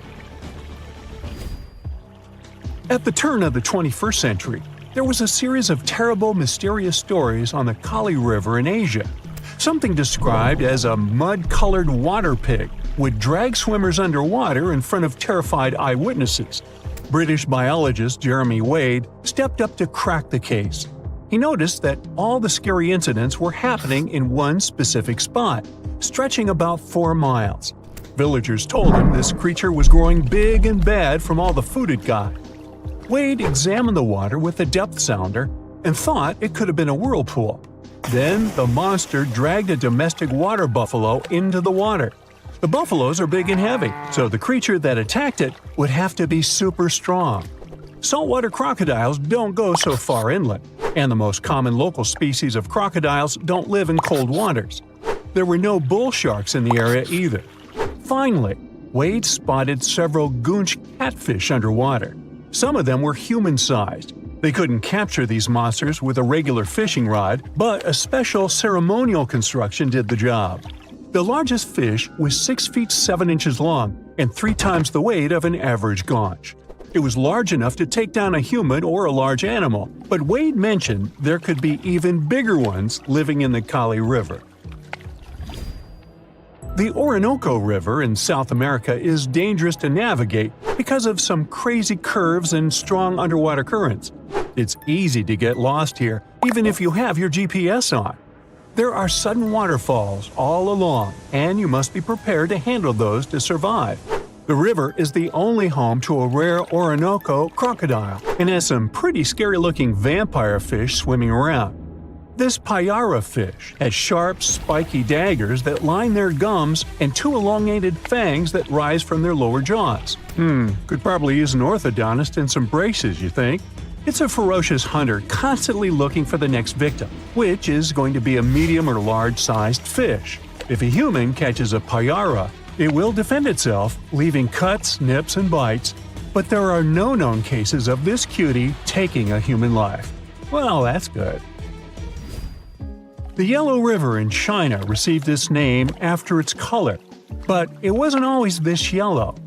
It was first formed at least 30 million years ago and shifted its course over 30 times over the centuries. Yellow sediments moving downstream from a plateau in the distance transformed it from clear to muddy. This fine-grained substance piled up at the bottom of the river and formed natural dams. The huge amounts of water that the river carries need to find their way to the sea, and that's when major floods happened, taking several million lives in various epochs. The locals tried to solve the problem by building higher and higher levees, but it only made things worse. Water coming out of the river would now have nowhere to back up, as the riverbed was higher than the surrounding land. This even shifted the river's mouth. Now there are massive dams and dikes all along the river to try to contain it. The Parana River is the second longest in Latin America and has many tributaries. They flow in from the highlands near the Andes, and there's a huge drainage in the wet season. This makes the river a perfect home for, guess what, piranhas. There are 30 to 60 species of these scary fish in the Parana waters. In late 2013, they attacked bathers cooling off by the water on a hot day. People started running out of the river as they felt something was biting them in the water.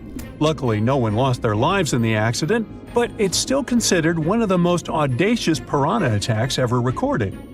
Biologists later determined that the type of piranhas, called palomates, was to blame for this, and humans had probably disturbed their breeding grounds. Well, the piranha also has a strong current that is tricky for boats and swimmers to overcome. Plus, it often floods, which can be dangerous for people living in the surrounding areas. The longest river in the world, the Nile, flows through 11 countries all the way into the Mediterranean Sea. Expeditions have spent centuries looking for its source, and no one still knows for sure where this mighty river begins. Adding to the mystery, The Nile takes an unexpected turn right in the middle of the Sahara. Scientists have figured out the reason is a massive underground rock formation from millions of years ago. The Nile has served as the most important water highway for civilizations through centuries, but it has some pretty dangerous inhabitants, like crocodiles that grow to be 20 feet long, which is slightly more than the height of an average giraffe. These bad guys can reach a speed of 30 miles per hour on land and take the lives of a couple hundred people every year. Hippopotamuses that also live here sometimes go after boats, and venomous snakes like the black mamba and the Egyptian cobra add to the mix. One of the most dangerous creatures on the Nile is the mosquito, as they carry around all sorts of diseases that affect hundreds of thousands of people. The Brahmaputra River in Asia carries waters from the mighty Himalayas. When the snows in the mountains melt, the river floods massively, causing landslides, displacing millions of people, and taking the lives of hundreds of animals in the nearby national parks. Such floods are also common during the monsoon season in India, from June to October, with heavy rains. The course of the Brahmaputra River is changed incredibly over the past 2.5 centuries. Erosion is another danger it's hiding. The banks of the river are mostly made of weak cohesive sand and silt, and even though the erosion rate has gone down, it is still the reason a lot of people lose their land and get displaced. The Brahmaputra is one of the few rivers in the world that has a tidal bore. That's a strong tidal wave that pushes up the river against the current where a river empties into an ocean or sea. And there you have it.